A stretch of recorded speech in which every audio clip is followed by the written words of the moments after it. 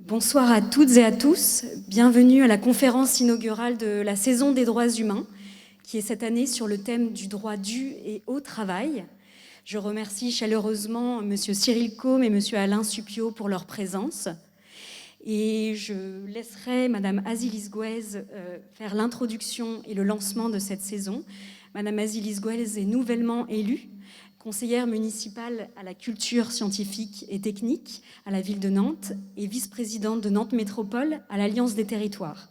Voilà, je les remercie et je vous souhaite une bonne conférence. Bonsoir à tous. Alors, Emeline vient de dire que je suis nouvellement élue à la ville de Nantes et donc c'est mon baptême du feu ce soir en matière de prise de parole au nom de la ville de Nantes.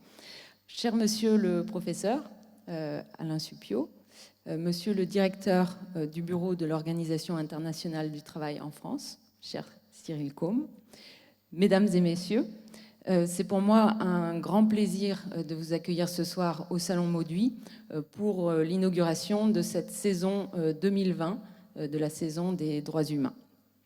Alors je vous transmets les salutations chaleureuses de la maire de Nantes, Johanna Rolland, que je représente ce soir. Nous sommes ravis et honorés d'accueillir deux personnalités qui se distinguent par leur contribution à la sauvegarde et à l'avancement des droits humains, contributions qui sont tant d'ordre intellectuel que pratique, parce que la production normative est aussi praxis. Donc nous appelons droits humains ces droits inaliénables de tous les êtres humains que sont, de la façon la plus fondamentale peut-être, le droit à la vie et la liberté. Et ces questions ont bien évidemment une résonance particulière dans cette ville de Nantes, qui fut l'une des villes européennes qui ont été partie prenante du commerce triangulaire et de la mise en œuvre d'un système esclavagiste au sein d'un système intercontinental d'exploitation économique que s'étaient taillées les puissances coloniales européennes en d'autres siècles. Mais Nantes est aussi une ville qui a su regarder ce passé en face, comme en témoigne le mémorial à l'abolition de l'esclavage, qui a été inauguré en 2012, et comme en témoigne aussi cette saison des droits humains, qui s'est déployée depuis 2018, dans la foulée d'un autre événement ou d'une autre initiative, d'un autre rendez-vous de la ville de Nantes, qui était le Forum mondial des droits humains, qui a été organisé en 5 éditions entre 2004 et 2013. Et cette saison des droits humains, elle incarne la volonté de notre ville de faire de ces enjeux mémoriels l'aiguillon d'une réflexion renouvelée et toujours renouvelée sur l'actualité des droits humains et d'une vigilance toujours en veille sur la défense des droits fondamentaux de l'être humain, ici comme ailleurs.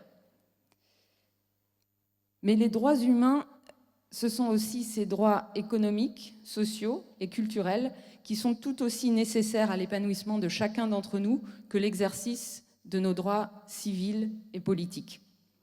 Ces droits ont à voir non seulement avec le droit à une existence libérée de la peur, de la torture, de la dictature, mais aussi le droit à une existence libérée de la peur de la faim, de la maladie, du sans-abrisme. Et ils ont à voir, bien sûr, aussi avec la possibilité d'exercer son travail dans la dignité. Car dire que l'être humain n'est pas une chose, c'est aussi affirmer, cher Alain Supiot, que son travail n'est pas une marchandise.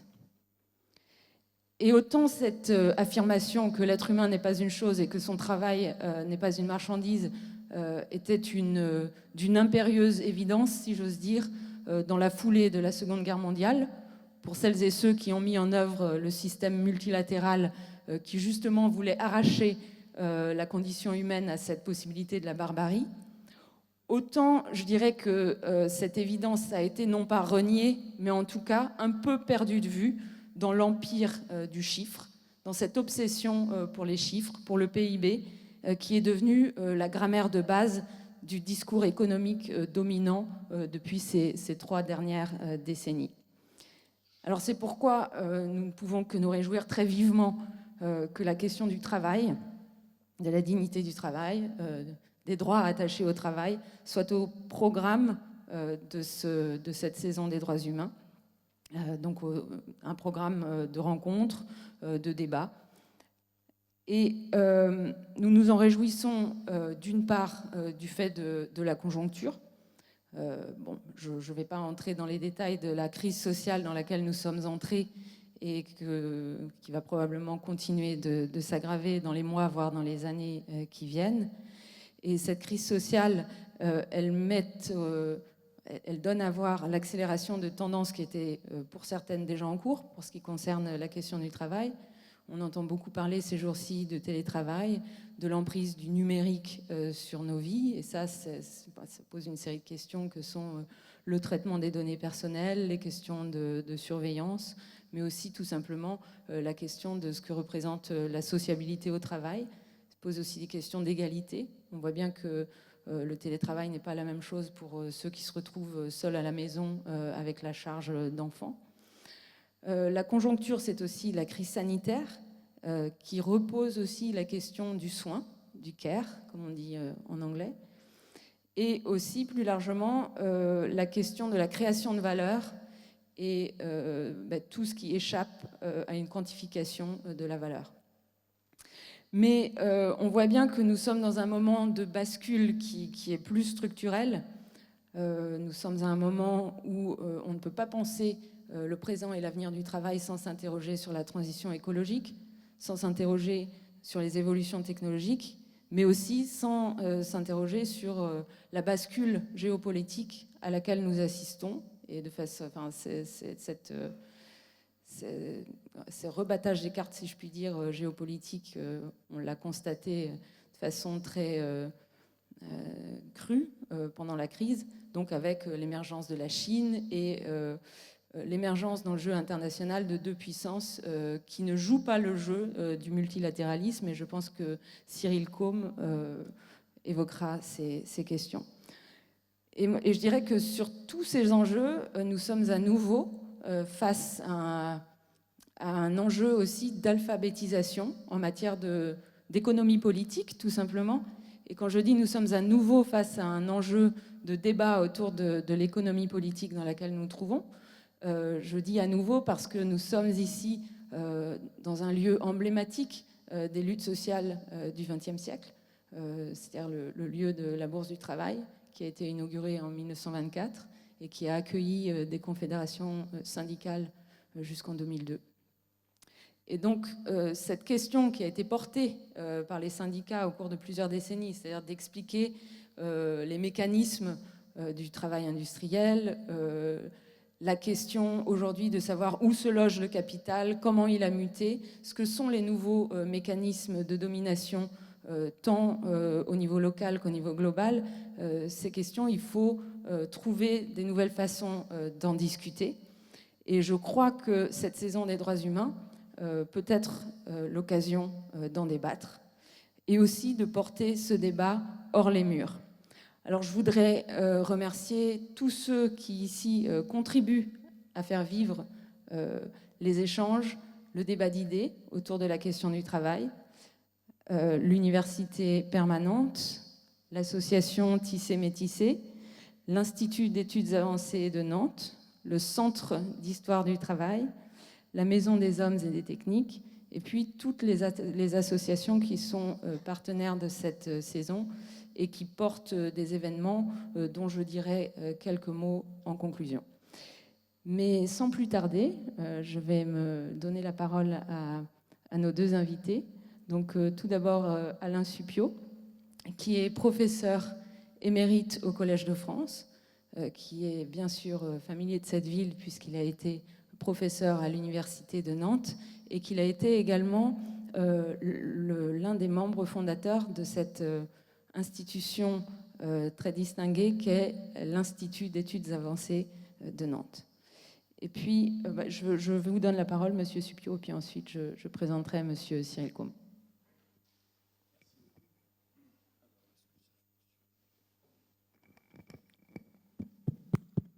Ça marche, vous m'entendez? Merci beaucoup de ces paroles très aimables et de votre hospitalité. Je suis très heureux ce soir de me retrouver à côté de Cyril Côme, qui, comme vous l'avez dit, a consacré toute une partie de sa carrière au service de l'idée de justice sociale dans des fonctions très différentes.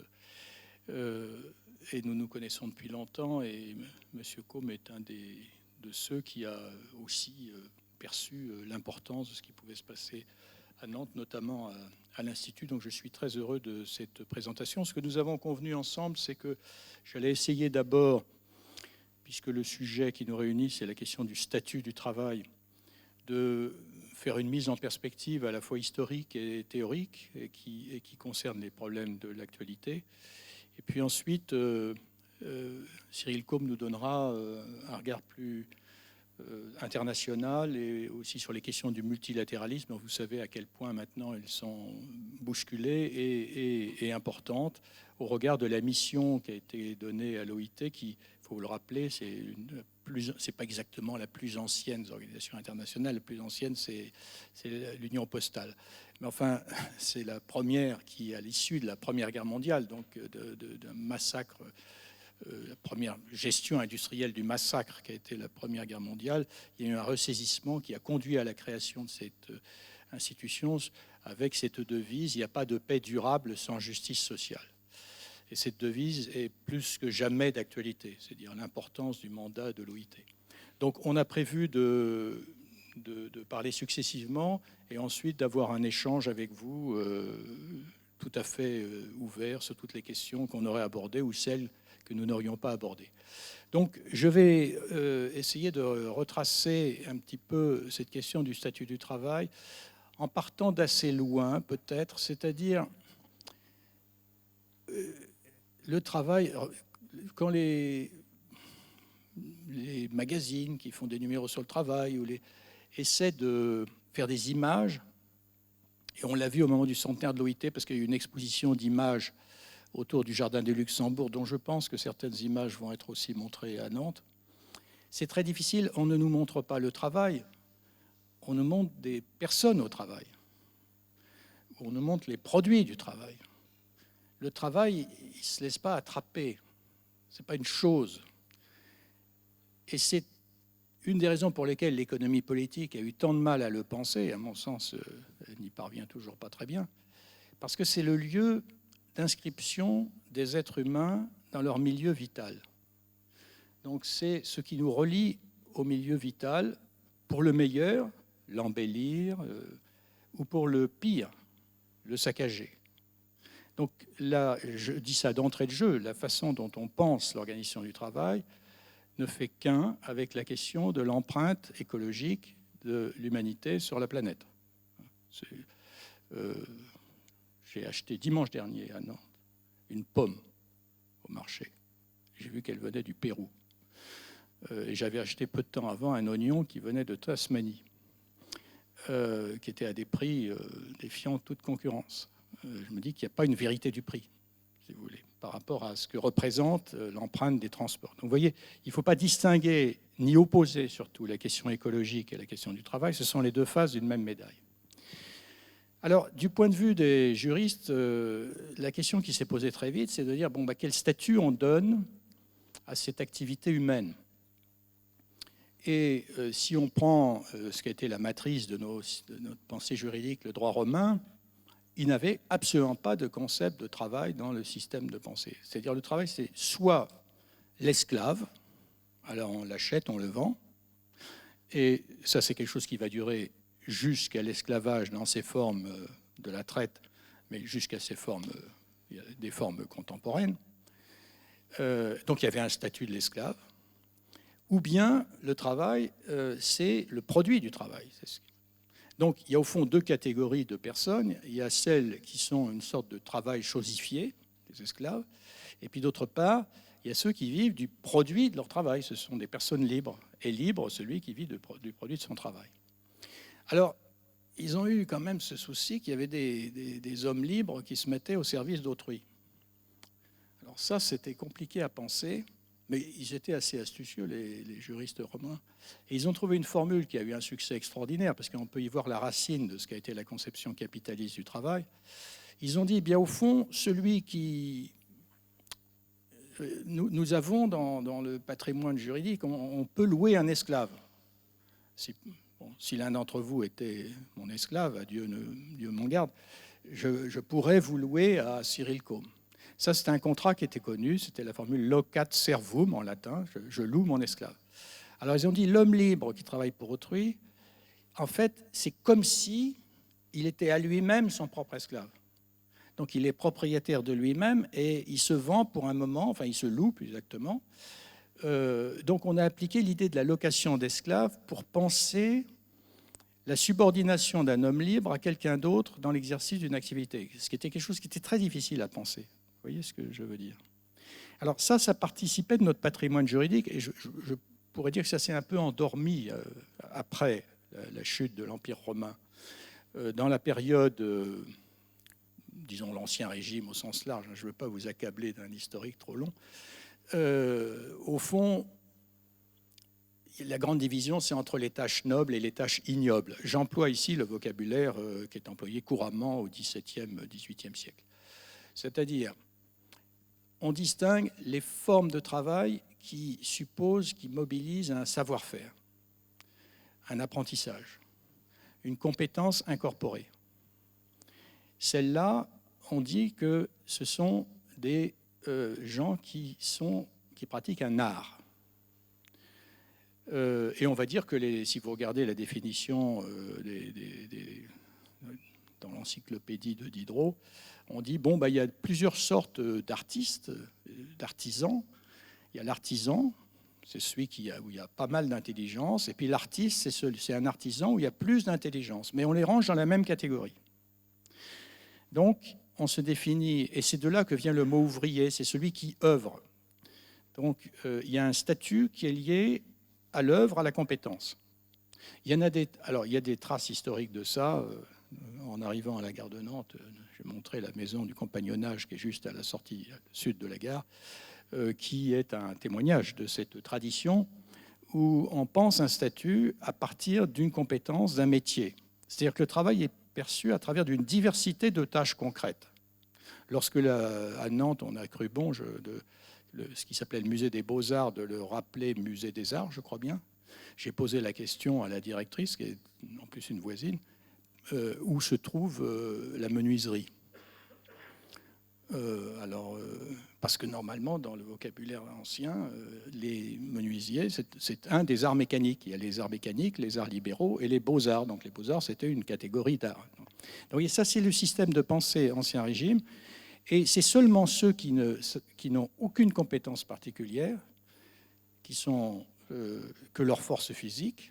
Ceux-là, donc les métiers ignobles, eux, ils se vendent à la journée. D'ailleurs, on les appelait des journaliers. Ils sont définis par une quantité de temps. Et c'est à la Révolution française que cette façon de penser le travail va devenir générale, c'est-à-dire de penser le travail comme une chose qui s'achète et qui se vend. Et c'est là qu'apparaît la notion, les prémices de la notion de contrat de travail, qui, en réalité, font ressurgir la catégorie de droit romain dont je vous ai parlé tout à l'heure. C'est on va réactiver cette idée d'une location de soi-même. Parce qu'évidemment, les révolutionnaires français, c'est la liberté, égalité, fraternité. Bon. Donc tout le monde est libre. Mais comment on peut penser on retrouve la question des Romains, qu'un homme libre soit au service d'un autre? Eh bien, c'est parce qu'il est propriétaire de lui-même. Ça, c'est quelque chose qui a été pensé justement par les pères d'économie politique classique, notamment par Locke, qui dit que c'est la propriété de soi-même qui est à l'origine de toute propriété. Donc, s'il n'a pas d'autre propriété, il loue sa force ou son intelligence au service d'autrui. Et c'est comme ça qu'on va commencer à penser le travail comme une marchandise. Ça apparaît donc c'est au courant du XIXe siècle. La notion de contrat de travail elle-même n'apparaissant d'ailleurs que très tardivement, au début du XXe siècle. On parlait de louage de services. Et à ce moment-là, c'est une variété de locations. C'était rangé dans le Code civil, d'ailleurs, comme à côté des louages de choses. Vous louez votre force de travail. Ce qui veut dire que vous n'avez plus aucun droit sur ce que vous faites et comment vous le faites. Du moment où vous avez loué votre force de travail, elle est dans les mains de celui qui l'a achetée. C'est lui qui définit ce qu'on va faire, Pourquoi? Et le travailleur n'a rien à dire. Alors, c'est une rupture considérable, évidemment, avec ce qu'était la tradition de l'artisanat que je vous ai expliqué tout à l'heure, où là, il y a une maîtrise de ce qu'on va faire. Là, il y a une dépossession du sens et du contenu de son travail. Et dans la construction du contrat de travail tel qu'elle fonctionne aujourd'hui, alors je me réjouis de voir qu'il y a beaucoup de jeunes gens dans la salle, ils vont être amenés à aller sur le marché du travail. Et alors, qu'est-ce qu'ils mettent à vendre sur le marché du travail? Eux-mêmes, avec des qualifications, bien sûr, c'est le CV. On vous apprend à décliner ce qu'il y a à l'intérieur de vous, ce qui a été accumulé et qui va pouvoir être mobilisé. Mais du point de vue juridique, quand vous signez un contrat de travail, vous échangez un temps subordonné contre une somme d'argent. C'est ça. Donc, les juristes disaient la cause du travail, c'est le salaire. L'objet du travail, il n'apparaît pas sur l'écran du droit. Alors vous allez me dire, ben oui, mais il apparaît pour l'employeur. C'est lui qui va définir ce qu'on fait, sur quoi on va travailler, comment on va travailler. Vous avez raison. Mais avec la financiarisation des entreprises aujourd'hui, pour le chef d'entreprise qui est contrôlé par, sous la pression d'un rendement actionnarial, il se trouve un peu dans une position similaire du salarié. Pour le salarié, ce qui compte, c'est le bas du bulletin de salaire, et pour l'employeur qui est dans cette situation, c'est le bas de bilan. Donc il faut tout faire pour améliorer le bas de bilan. Et donc pour l'employeur aussi, se demander est-ce que je fabrique des objets utiles, durables, est-ce que je les fabrique dans des conditions qui sont ou non compatibles avec la préservation de l'environnement? Cette question ne se pose pas en principe. Le seul sujet, augmenter mes marges. Je peux vous dire qu'actuellement, c'est de grande actualité. Dans le lendemain Covid, c'est à qui licenciera le plus, parce que ça va faire monter les cours de bourse. Bon, mais là, je suis déjà dans l'actualité, alors que je voulais quand même reprendre mon cheminement historique. Donc, vous voyez ce qui se passe au moment du début de l'industrialisation. Les outils intellectuels donnés par le droit ont précédé le décollage de l'industrialisation. Et parce qu'il fallait pouvoir concevoir le travail comme une marchandise pour qu'il puisse y avoir le décollage industriel. Et le rôle du droit du travail a été à bien des égards de prendre le relais de règles qui auparavant n'avaient pas été dictées parce qu'elles résultaient du possible et de l'impossible. Je prends juste un exemple, la durée du travail. Sous l'Ancien Régime, tant qu'on n'avait pas inventé l'éclairage artificiel, vous pouviez être le plus sauvage des employeurs, vous ne pouviez pas faire travailler les gens la nuit. Donc la nuit, les gens, ils font ce qu'ils veulent. Hein. Ils dorment, bon. Surtout l'hiver. Et puis on invente l'éclairage artificiel. Et là, il devient possible de faire travailler les gens 24 heures sur 24. La seule limite, c'est celle des forces physiques. Et ce qui s'est passé, à partir du moment où le travail est considéré comme une marchandise, eh bien, la loi du marché fait que ça a conduit à des durées du travail absolument inhumaines, qu'on les a fait pathogènes. Et à ce moment-là, le droit est intervenu. Les premières lois partout dans le monde industriel, première législation du travail, c'est sur cette question du temps de travail qu'elles interviennent. C'est-à-dire on substitue à ce qui était impossible un interdit. Ça devient possible, on substitue un interdit. Un interdit pour préserver, pour faire que les formes industrielles du travail ne détruisent pas les êtres humains. Ça, c'est une fonction essentielle du droit, une fonction d'humanisation des techniques. Alors là aussi, je vous dis, notez-le au passage, parce que c'est à nouveau d'une grande actualité, parce qu'avec les nouvelles machines, alors là, question de faire travailler 24 heures sur 24, de vous appeler même quand vous êtes dans le train pour que vous répondiez à des questions, etc. Il n'y a pas de limite. Il n'y a plus ni jour, ni nuit, ni samedi, ni dimanche. Il y a eu une obsession pour supprimer le repos dominical, qui était déjà dénoncé par Proudhon. Et Proudhon n'allait pas à la messe, hein, mais il disait, il y a des temporalités, il y a des rythmes dans la vie humaine, il y a des moments où on est autre chose qu'un producteur et qu'un consommateur. Ça, c'est insupportable dans l'imaginaire néolibéral moderne. Alors, les formes du travail industriel qui se sont développées avec la rationalisation du début du XXe siècle, donc le contrat de travail, ont donné lieu à des luttes sociales pourquoi? Eh bien, essentiellement pour diminuer le temps de travail et pour augmenter les salaires, puisque c'est les termes de l'échange. C'est là-dessus que s'est concentrée la question de la justice sociale, montant des salaires, et puis la sécurité physique au travail. C'était les trois grands sujets. Journée des 8 heures, salaire minimum qu'on a obtenu. Dans ce moment-là, on n'a pas évoqué, enfin, la justice sociale a été définie de cette façon. Il y avait des courants minoritaires dans le mouvement syndical qui ont dit, oui, mais il y a un autre sujet, c'est cette dépossession du contenu et du sens du travail, c'est cette négation de l'intelligence du travailleur. Ça, c'est la plus grande injustice. C'est ce que disait une femme pour laquelle j'ai une immense admiration, Simone Veil. Je ne parle pas de la femme politique, enfin, pour laquelle j'ai beaucoup de respect, mais de la philosophe. Donc, elle meurt à 33 ans en laissant une œuvre absolument fulgurante. Et elle distinguait l'oppression et l'exploitation. Alors, elle dit l'exploitation, c'est les questions de sous, combien je gagne durant du travail. Mais le pire, parce qu'elle s'était embauchée chez Alstom. C'était une philosophe, une fille de famille fortunée, mais elle dit « je ne veux pas parler du travail sans en avoir fait l'expérience ». Ce n'était pas comme les Mao qui allaient pour convertir les ouvriers. Non, c'était pour savoir dans sa chair ce que ça signifiait. Et ce qu'elle découvre, c'est un abrutissement total. Dieu sait que c'est une fille qui avait un cerveau qui fonctionnait vite. Et elle dit cet élément est insupportable. Donc, pourquoi? Parce que le taylorisme consistait à dire, maintenant, l'organisation du travail, c'est une science qui relève des ingénieurs, ils ont des chronomètres, et on va améliorer les rendements en traitant les êtres humains comme des engrenages d'une machine qui est pensée par quelqu'un d'autre. On est dans l'imaginaire de la physique classique.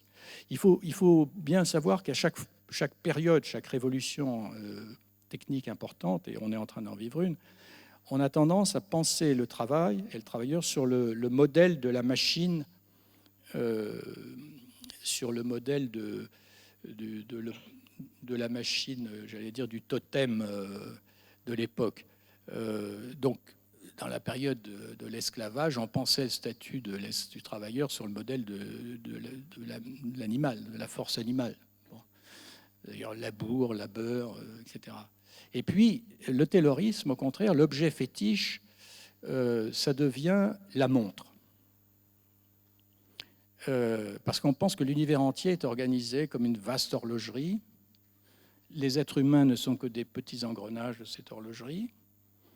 Et tout le monde, il y a très peu d'objets dans l'histoire de l'humain que les gens portent du matin au soir sur eux. Il y a eu des objets religieux, hein, une kippa, un chapelet, tout ce que vous voulez.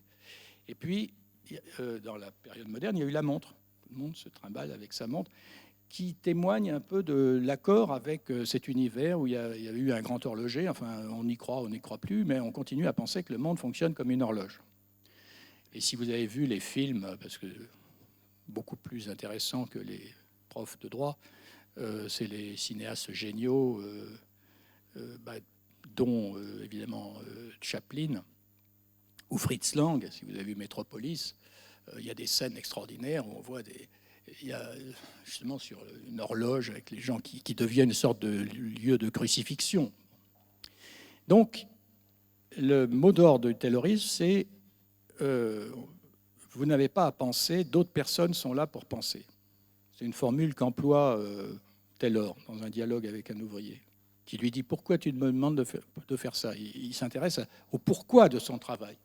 Taylor lui répond « Ça ne te concerne pas, il y a d'autres qui sont payés pour ça. » Donc c'est une décérébration. On considère le travailleur comme un être décérébré.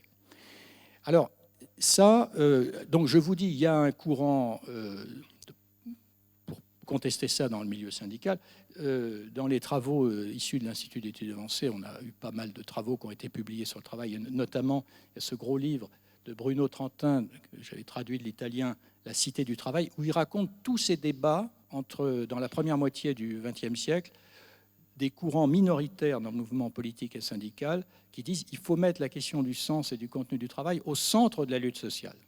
Mais ils ont été écartés. Si vous voulez, le périmètre de la justice sociale s'est réduit aux questions quantitatives, temps de travail, salaire. Alors, les choses changent évidemment avec la révolution numérique. Pour le dire aussi, pour montrer à quel point ça imprègne notre imaginaire contemporain, bon, il suffirait d'écouter la radio, si vous avez encore le courage d'écouter la radio ou de regarder la télévision, où on cesse de vous parler de l'ADN d'un parti politique, il faut qu'il change son logiciel, etc. Donc, ça, l'imaginaire contemporain, c'est l'imaginaire du programme, de la programmation. Et notre objet fétiche, c'est plus la montre, c'est l'ordinateur. Et même plus précisément, ce que vous prenez dès le matin, et puis vous commencez à trembler, vous apercevez que vous l'avez oublié chez vous, c'est ça. Que tout le monde porte avec soi, du matin au soir. Et c'est un petit ordinateur. C'est des objets absolument prodigieux, hein, merveilleux. Je ne suis pas du tout technophobe. Mais comment ça marche ? Ça, c'est un mouvement, un tournant qui se fait dans l'immédiate après-seconde guerre, à la fois sur le plan technique et sur le plan du management. Ça se passe en même temps. Il y a ce qu'on appelle la révolution cybernétique, c'est-à-dire il y a des scientifiques qui disent au fond, il faut penser l'homme, l'animal et la machine comme des machines à communiquer. Tout ça, c'est des machines à communiquer. Et il faut qu'on parvienne à faire des machines qui, comme les animaux, sont capables de rétroagir aux signaux qu'ils reçoivent. Alors c'est ça l'invention de l'informatique, fondamentalement. C'est des machines qui sont plus simplement sous des impulsions mécaniques et obéissantes, mais qui rétroagissent aux signaux qu'elles reçoivent pour adapter leur comportement. C'est l'idée de régulation. Les formes les plus frustres, mais enfin vous êtes trop jeune pour avoir connu ça, c'est, je ne sais pas, quand il y avait les chaudières ou les poêles avec un régulateur, quand il ne faisait plus assez chaud, ça rouvrait la trappe. Et alors, bon. Alors c'est des formes beaucoup plus perfectionnées sur le pilotage automatique des bateaux, etc. Donc c'est quelque chose, on fixe un cap, on fixe un programme, et la machine réalise le programme. C'est ça la nouvelle génération de machines. C'est ce qui est au fond de la révolution technique que nous vivons. Et évidemment, on se met à penser les êtres humains sur le modèle de l'ordinateur. C'est une aberration totale. Le fonctionnement cérébral de l'intelligence humaine, nous ne sommes pas des super ordinateurs. C'est absurde. D'ailleurs, c'est que très récemment que les informaticiens ceux qui font de l'intelligence artificielle viennent de réaliser qu'il y avait une troisième dimension dans le cerveau, que ce n'est pas des couches, ce n'est pas une seule couche. Bon, enfin, je ne veux pas rentrer dans ces considérations. Mais on dit, l'introduction de l'informatique dans les entreprises se traduit souvent par, alors ce que j'ai appelé, puisque je fais ma réclame, autant continuer, la gouvernance par les nombres. Donc c'est une nouvelle façon de penser le gouvernement des hommes. Non plus, je te donne un ordre et tu obéis mécaniquement sans réfléchir. Ça, c'était le modèle de la seconde révolution industrielle. Mais je te fixe des objectifs quantifiés, mesurables, parce que si ce n'est pas mesurable, on ne sait pas où on va. Et puis, on va faire des rendez-vous réguliers, les entretiens d'évaluation, qui sont une forme vraiment dénaturée de ce qu'était le confessionnal. Ça, on pourra y revenir si ça vous amuse. Et on va mesurer ta performance. Et si tu n'as pas atteint ta performance, on redéfinit les objectifs. Donc, vous voyez le système. Les êtres humains, on leur demande de servir de leur cerveau maintenant, mais pas de façon libre. Pas pour dire, exprimer leur intelligence, mais pour ajuster que leurs capacités cérébrales sont mises au service de la réalisation d'un programme. C'est ça le truc. Donc il ne faut pas qu'ils le dévient. Il faut qu'ils le réalisent. Alors, une caractéristique de cette révolution managériale, qui est pensée en même temps que la révolution cybernétique, enfin, les pères de la révolution managériale étaient beaucoup plus intelligents que ça. Par exemple, sur les indicateurs chiffrés, il s'appelait lui-même le pape du management. Donc, vous voyez que les figures de la papauté ne cessent d'encombrer notre imaginaire. Peter Drucker. Mais il disait, l'usage de la quantification, il faut être très prudent sur les objectifs, il faut toujours que ça soit un instrument d'évaluation et jamais de contrôle. Et puis il disait, il faut toujours qu'il y ait plein de chiffres, jamais un seul. On a évidemment fait l'inverse. Si vous prenez les débats publics, c'est le PIB. Bon. Tout tend à se concentrer sur un chiffre. Et j'ai dit, pour le dirigeant d'entreprise, c'est le bas de bilan. Dans ce genre de fonctionnement, on ne demande plus aux gens d'agir et de réfléchir, mais de réagir. C'est la réaction. Et vous verrez aussi dans les interviews, maintenant, on vous demande toujours comment vous réagissez. Bon. C'est le feedback dans le vocabulaire de l'informatique. Alors, une différence aussi avec l'ère industrielle, c'est que si vous avez vu Metropolis, vous voyez bien, il y avait la masse des travailleurs décérébrés, à qui on dit « ne pense pas », mais il y avait encore la couche de ceux qui gouvernaient, et eux, ils n'étaient pas soumis à ce régime de travail. Ils continuaient à réfléchir, se fixer eux-mêmes des objectifs, etc. La nouveauté de la gouvernance par les normes, c'est que ça atteint aussi les dirigeants, notamment les dirigeants d'entreprise que j'évoquais tout à l'heure. Il faut qu'ils réalisent ces chiffres. Et ça a été importé dans le secteur public, avec ce qu'on appelle la loi LOLF, et puis ce qu'on appelle le New Public Management, qui consiste à dire « je te fixe des objectifs chiffrés pour tel établissement et je veux pouvoir mesurer ton efficacité ». C'est ce qui a donné, par exemple, la tarification à l'activité à l'hôpital, qui avait été inventée et mise en œuvre par M. Castex et généralisée par Mme Bachelot, et dont les effets sur l'hôpital n'ont pas été à la mesure des espérances, dont je ne doute pas de la bonne foi, hein, je précise, puisque c'est un des exemples où on peut montrer les impasses de ce type de gouvernance. Il y a une formule, moi c'est bien après, mais bon, j'ai noué des liens avec M. Grimaldi, qui est un professeur de médecine, qui est un de ceux qui a mis en avant ces problèmes de l'hôpital bien avant les problèmes de la pandémie. Et il a eu une formule dans un entretien que j'avais trouvé qui résumait tout. Il dit « on nous demande de soigner l'indice plutôt que le malade ». Alors, il y a tout dans cette formule. D'abord, il y a la souffrance au travail du personnel de santé, quel que soit son niveau hiérarchique, à qui on assigne des objectifs qui sont déconnectés de l'expérience concrète qu'il a, du rapport qu'il va avoir avec les différents malades, de ce qu'il sait. Donc il y a souffrance, et puis il y a inefficacité, évidemment, ça on l'a vu. Et face à ce genre de choses, il y a plusieurs attitudes possibles, enfin il y a plusieurs réponses possibles. Bon, on peut essayer de se planquer. J'ai appris d'une fonctionnaire assez élevée il y a peu de temps. Elle m'a dit, moi j'applique maintenant la règle PIP. Alors je ne savais pas ce que c'était la règle PIP. C'est pas d'idée, pas d'emmerde. Je trouvais que c'est formidable. Donc, pas se faire repérer, puis essayer de survivre. Bon. Autrement, il y a une autre réponse qui est la dépression, les atteintes à la santé mentale. Alors, l'augmentation est vertigineuse. Si vous prenez les chiffres de l'assurance maladie, en 5 ans, les affections psychiques au travail ont augmenté par un facteur 7. Ça veut dire qu'il se passe quelque chose qui est quand même vraiment préoccupant. Pourquoi ? Parce qu'il y a une déconnexion, effectivement, entre l'expérience du travail et puis le système cognitif dans lequel le travailleur est enfermé. Et la dernière issue, c'est la fraude.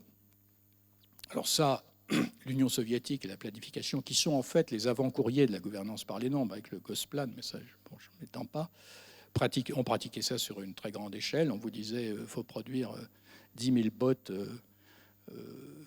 d'ici 3 mois, alors qu'on avait du cuir que pour en faire 5 000. Bon, on trouvait toujours une solution. On faisait que des bottes de petite taille, par exemple. Alors évidemment, ou on en faisait en carton, alors ça n'allait pas. Eh bien, les ingénieurs de Volkswagen qui ont inventé ce génial petit logiciel qui permettait de résoudre une tâche impossible. On leur disait, il ne faut pas que ça coûte plus de temps, il ne faut pas que ça pollue plus de temps. Et ce n'était pas possible. Mais ça devient possible de réaliser les objectifs grâce à une petite astuce. Alors, ces fraudes, elles ont pris une ampleur dans la recherche scientifique qui commence à préoccuper, parce que les retraits d'articles, et la pandémie aussi a été un exemple, parce qu'on a vu que des articles avaient été publiés dans The Lancet dans des conditions de non-contrôle. Donc il y a ce qui fait une perte de crédit de la parole scientifique, qui est un problème assez important.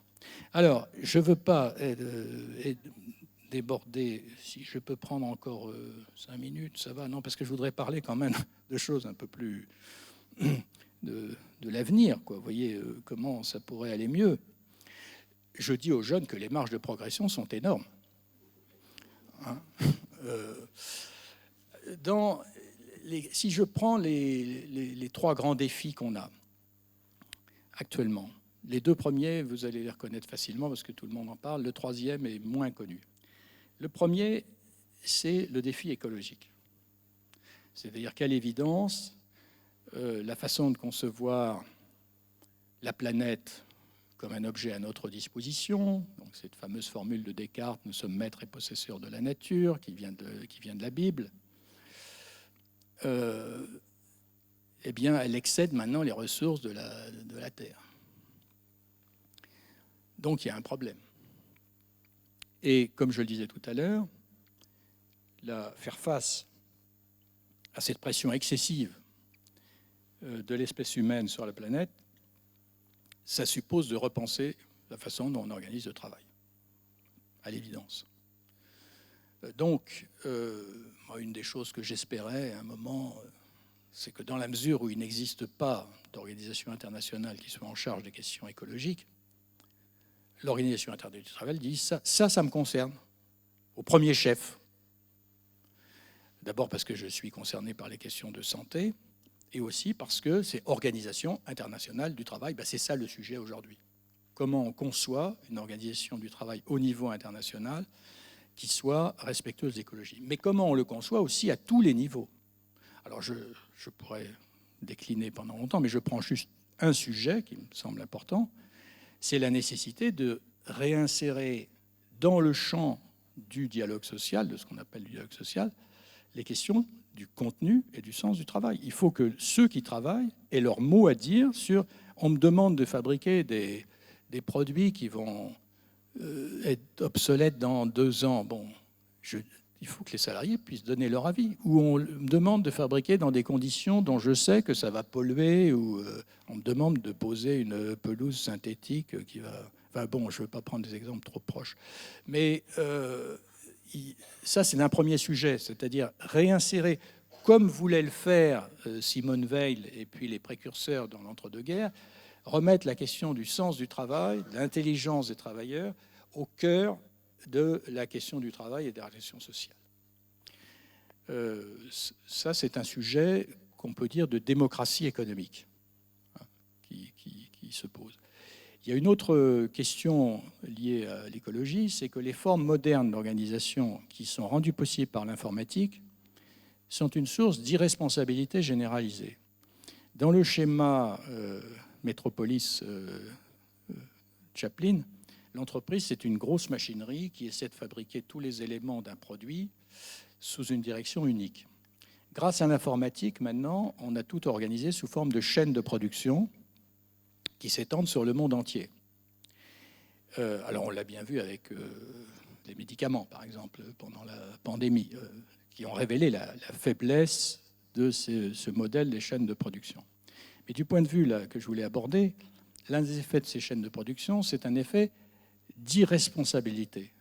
Prenez, parce que d'irresponsabilité en ce sens que dans l'entreprise classique, celui qui la dirige doit répondre de ses décisions.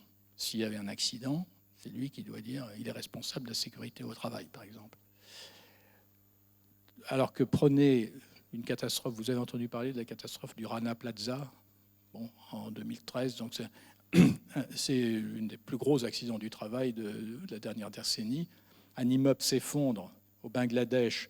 Il y a 1000, principalement des femmes, des jeunes femmes, qui sont écrasées dans la chute. Elles avaient demandé, elles voyaient bien qu'il y avait des fissures, on avait installé des moteurs sur le sommet, et disaient on ne veut pas y aller. Et l'employeur les a forcées à y aller. Et ça s'est écroulé. Alors là, qui est responsable ? Certainement, on ne peut pas dire que l'employeur de Rana Plaza, c'était des francs salopards. Enfin, je veux dire, d'ailleurs, ils s'en sont très bien sortis. Ils étaient responsables. Mais s'ils travaillaient dans ces conditions, c'est parce qu'ils étaient soumis à une mise en concurrence au niveau mondial sur les prix Et que pour baisser les prix, il ne fallait surtout pas investir dans la sécurité minimale des bâtiments. Donc, les grandes chaînes internationales qui se fournissent dans ces usines sont responsables aussi. Alors, ce qui nous manque, c'est un mécanisme qui permet de distribuer des responsabilités, vous voyez. C'est-à-dire qui crée une responsabilité solidaire. Alors ça aussi, c'est un des points dont j'espérais que la déclaration du centenaire prendrait à bras-le-corps ces sujets de responsabilité. Alors, j'arrête ici sur la question écologique pour dire deux mots des deux autres problèmes. On pourra y revenir dans la discussion. Le second, c'est bien entendu le rapport à l'outil informatique. Donc cet outil, et c'est des ressources merveilleuses, hein. Encore une fois, il ne s'agit pas d'être technophobe, c'est formidable, mais comment on le domestique? De la même façon que les premières grosses machines à vapeur, ça économisait les muscles, c'était bien, quoi. Mais comment on fait que ça n'écrase pas les gens? Actuellement, l'usage qui en est fait massivement, je l'ai dit tout à l'heure, ça consiste à traiter les êtres humains comme des ordinateurs au lieu de mettre les ordinateurs au service des êtres humains. Donc la réponse est simple, il faut renverser. Il faut avoir des formes d'organisation du travail qui mettent l'informatique au service des êtres humains. Et ça exigerait de la part des entreprises une vraie révolution, c'est-à-dire de cesser de penser en termes de chaîne de commandement, ce qu'elles ont hérité de l'ère industrielle, pour penser la fonction de direction comme une fonction qui légitime l'action. Donc il ne faut plus penser en termes de pouvoir, il faut penser en termes d'autorité. L'autorité, c'est ce qui fonde quelqu'un à agir librement.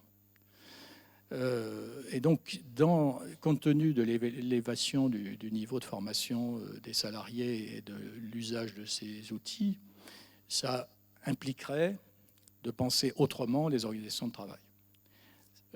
Ce que les entreprises les plus performantes, c'est ce qu'elles font. Et puis, le troisième défi, je vais terminer là-dessus, parce que ça fait une transition avec notamment la question institutionnelle, c'est la question du droit.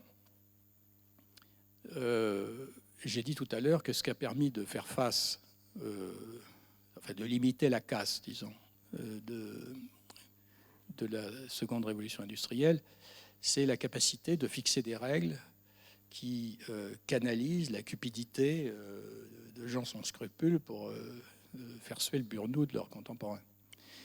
Mais pour qu'il y ait du droit, vous savez, c'est... François Host dit ça dans une formule, il dit il faut savoir, si vous voulez faire du droit, il faut savoir compter jusqu'à 3. C'est tout. 4, c'est pas la peine. Mais au moins jusqu'à 3. Parce qu'il y a du droit à partir du moment où entre deux personnes, il y a la possibilité d'un tiers qui s'interpose. Et c'est parce qu'il s'interpose qu'il organise une distance qu'on peut avoir la paix civile.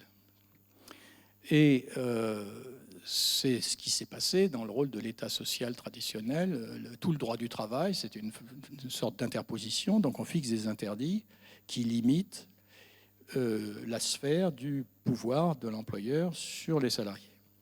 Alors aujourd'hui, donc c'est dans la vision classique d'un règne, il y a le règne de la loi et les entreprises doivent respecter la loi. Alors ça a changé avec notamment l'effacement des frontières du commerce qui autorise le fait, quand vous produisez quelque chose, de choisir le système législatif qui vous plaît le mieux et même de les mettre en concurrence. Ça a été théorisé par les spécialistes du droit international, ils appellent ça le law shopping. Vous faites votre marché. Mais si vous faites du law shopping, vous ne pouvez pas avoir en même temps le rule of law, c'est-à-dire le fait que tout le monde est soumis à la même loi. Ceux qui peuvent faire leur marché sont émancipés des lois. Alors ça, c'est un gros problème, et c'est le problème qu'il appartient à l'OIT de résoudre, et c'est pour ça que je passe la parole à Cyril Côme.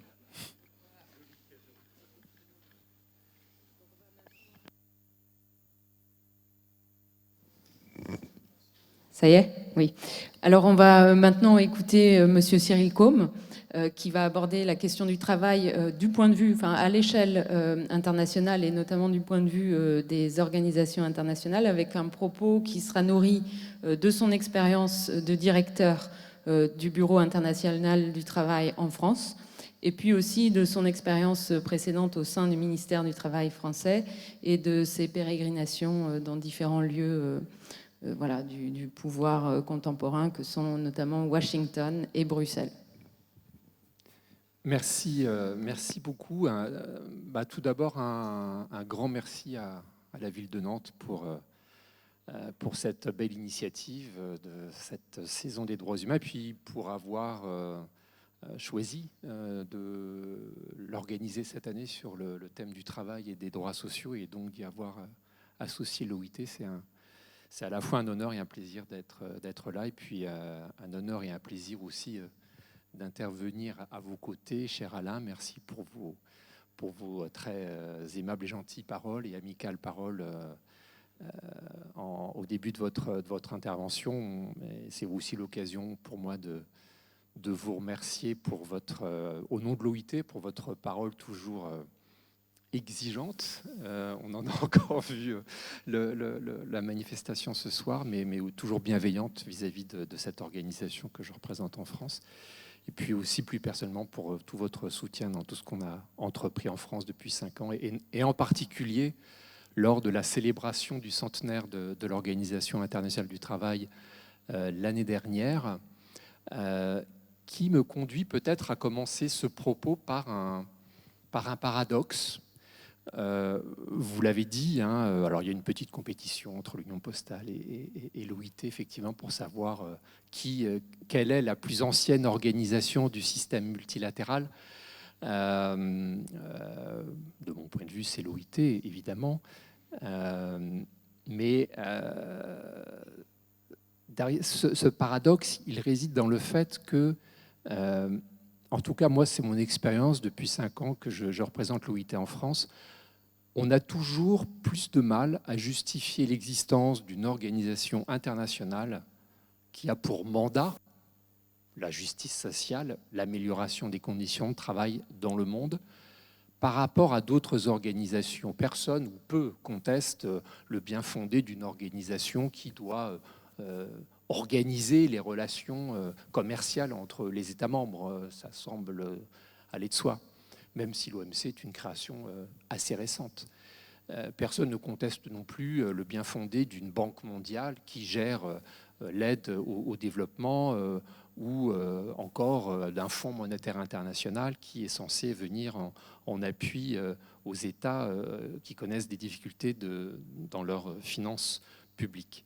Mais le fait de poser la question du travail et la justice sociale comme un objet de coopération internationale ne va pas de soi. Alors, qu'est-ce qui a fait que la première organisation internationale qu'on ait créée ait précisément comme mandat la justice sociale et l'amélioration des conditions de travail? Je pense qu'il faut peut-être s'arrêter 1 minute sur le contexte de cette année 1919 où l'OIT a vu le jour.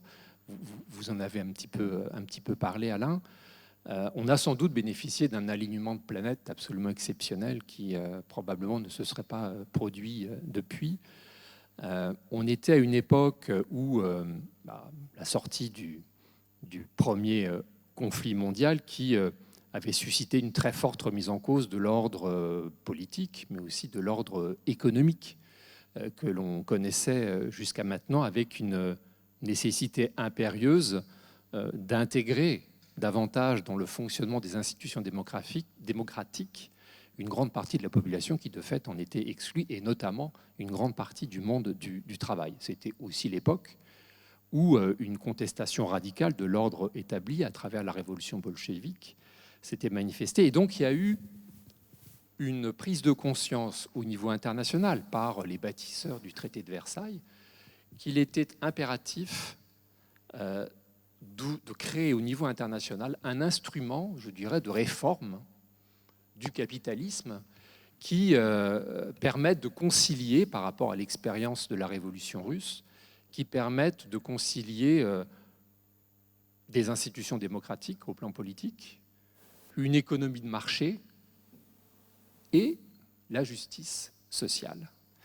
Et on a pensé à l'époque que c'était nécessaire de créer cet instrument au niveau international parce qu'en réalité, à l'époque, on avait déjà une solide expérience du fonctionnement de l'économie capitaliste mondialisée et donc d'une mondialisation qui était bien différente, j'y reviendrai, de celle que l'on connaît aujourd'hui, mais qui existait.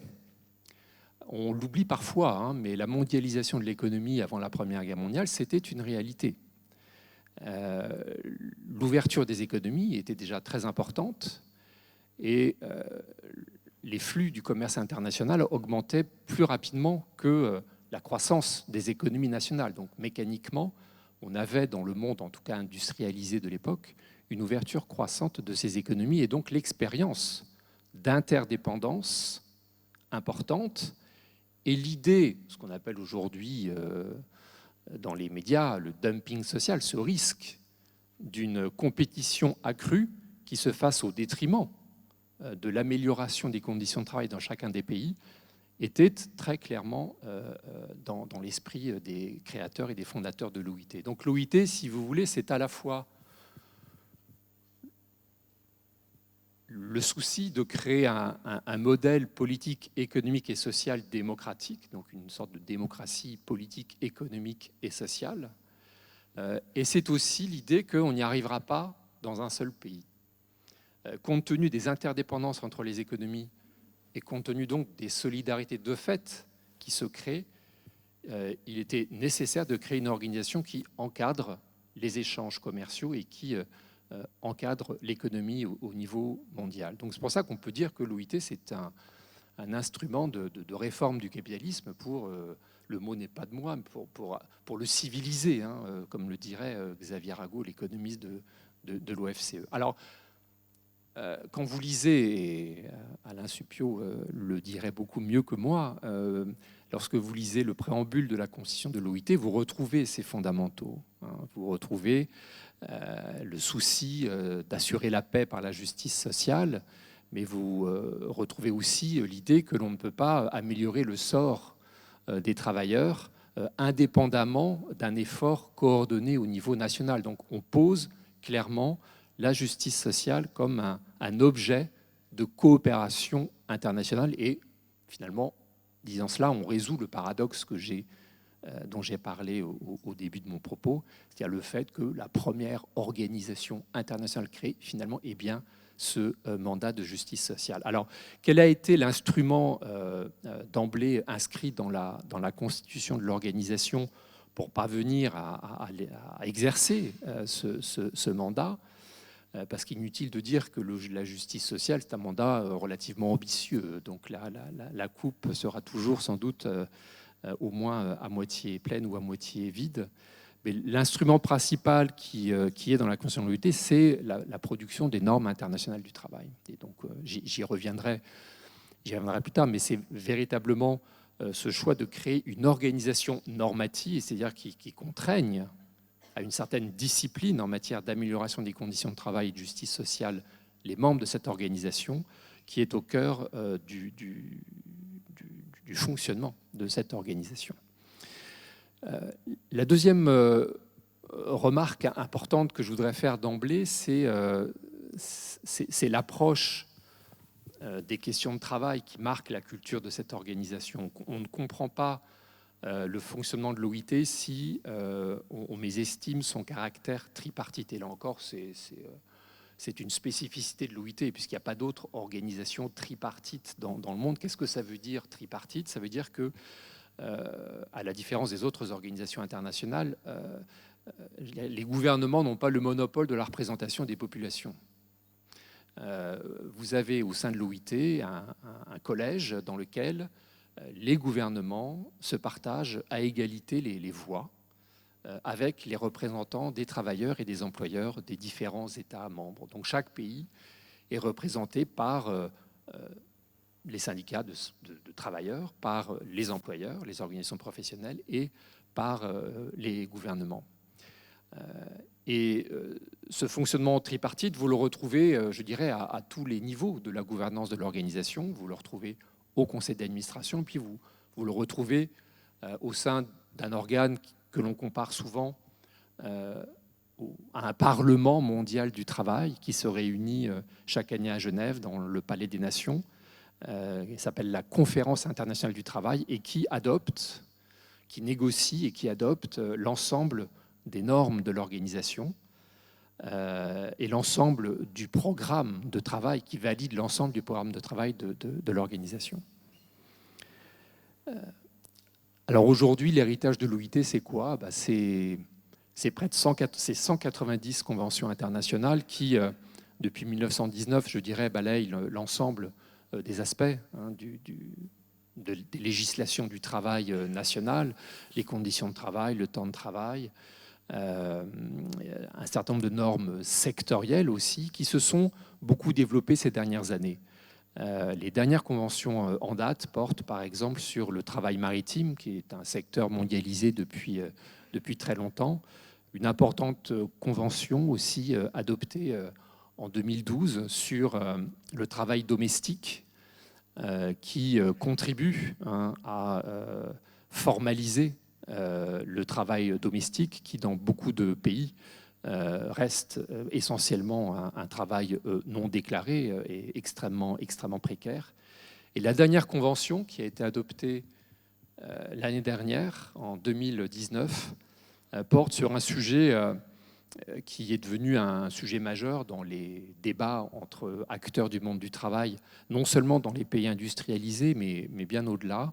La dernière convention porte sur la prévention des violences au travail et la prévention du harcèlement sur les lieux de travail. Une convention extrêmement ambitieuse sur laquelle on pourra revenir dans la discussion.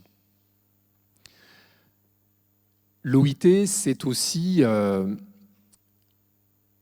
une agence qui fait partie du système des Nations Unies et qui, à l'instar des autres agences des Nations Unies, comme l'OMS, est aujourd'hui fortement mobilisée sur le terrain du développement et de la coopération au développement. Aujourd'hui, à la différence de ce qu'était le Bureau international du travail il y a encore 50 ou 60 ans, qui était essentiellement une organisation normative, aujourd'hui l'organisation investit l'essentiel de ses ressources dans l'aide au développement, c'est-à-dire dans des programmes qui, dans les pays en développement et dans les pays émergents, contribuent à édifier des systèmes de protection sociale, à promouvoir des droits fondamentaux, à lutter contre le travail des enfants et le travail forcé, et à appuyer, en fonction de leurs demandes, nos membres tripartites.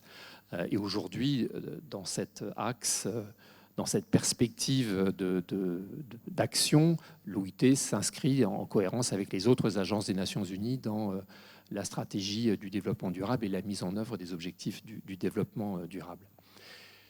Et l'héritage de l'OIT, c'est une dernière chose sur laquelle je m'arrêterai peut-être un petit moment. C'est aussi une organisation dont le mandat consiste aussi à analyser les transformations du travail et l'état du monde du travail. C'est l'organisation qui, chaque année, établit un certain nombre de statistiques sur l'évolution de l'emploi et l'évolution des conditions de travail. Et évidemment, avec la période si particulière que l'on connaît depuis maintenant le mois de février-mars de cette année, c'est une organisation qui s'est efforcée de mesurer l'impact que la crise sanitaire avait sur l'emploi et les conditions de travail. À ce titre, sans trop m'attarder, et encore une fois, on pourrait y revenir si vous le souhaitez, on a essayé de mesurer donc l'impact en termes de destruction d'emplois ou de baisse d'activité et des revenus.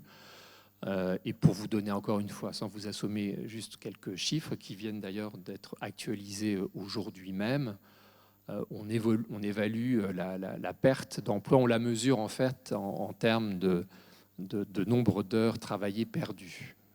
Et ensuite, on essaie de traduire ça en termes de perte d'emploi d'équivalent temps plein. Donc au deuxième trimestre, on a une baisse de près de 18% du nombre d'heures travaillées dans le monde, ce qui est absolument ce qui n'a jamais été connu depuis qu'on fait ce genre de mesures, ce qui correspond à peu près à 500 millions d'emplois équivalent temps plein dans le monde. Donc c'est considérable. Au troisième trimestre, la perte du nombre d'heures travaillées est moindre. Elle est de l'ordre de 12 à 13%, donc à peu près 350 millions d'emplois. Et d'après les estimations qu'on a sur le dernier trimestre, on est sur une perte plus réduite, mais encore une fois, on n'est pas encore au bout du tunnel, si je puis dire. Et on devrait être autour d'une baisse de 5% du nombre d'emplois en fonction, évidemment, de l'évolution de l'épidémie. Donc, vous voyez, l'OIT, c'est aussi une organisation qui est là pour mettre l'emploi et le travail dans une perspective internationale et, par ce fait, alimenter en analyse, en information, en données, les acteurs du monde du travail au niveau des pays, dans leur débat, dans leur stratégie, dans leur négociation. Parce que s'il y a, je crois, quelque chose qui distingue l'approche des questions de travail de l'OIT des autres organisations, c'est de considérer que le travail, l'emploi, c'est d'abord l'affaire des acteurs du monde du travail. C'est d'abord l'affaire des représentants des travailleurs, des représentants des employeurs et bien sûr des gouvernements dans leurs responsabilités respectives. Et que l'avenir du travail, c'était le grand message qu'on a essayé de faire passer à l'occasion du centenaire l'année dernière, l'avenir du travail n'est pas écrit d'avance, contrairement à ce que l'on peut ce que peut-être certaines études prospectives laissent entendre. L'avenir du travail ne sera pas le résultat mécanique de la transformation du travail sous l'effet de facteurs de transformation, de nouvelles technologies, du numérique, etc.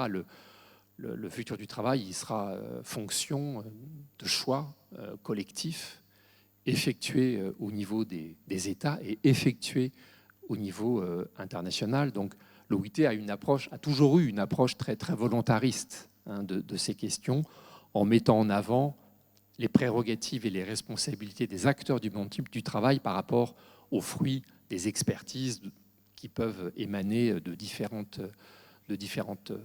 sources. Donc ça, c'est un point très important. Et pour comprendre peut-être ce qui caractérise le plus le système normatif de l'OIT, ce qui est le point commun de l'ensemble de ces conventions dont je vous ai parlé, de ces 190 conventions. Au cœur de ces conventions, vous retrouvez l'idée que c'est d'abord les partenaires sociaux qui ont en main, je dirais, la destinée de l'évolution et des transformations du travail. C'est d'abord les normes de l'OIT ont été conçues pour renforcer les capacités de ses membres mandants tripartites pour faire leurs choix et établir leurs équilibres au niveau des États membres en respectant, je dirais, des règles du jeu commun de l'économie mondialisée. Alors,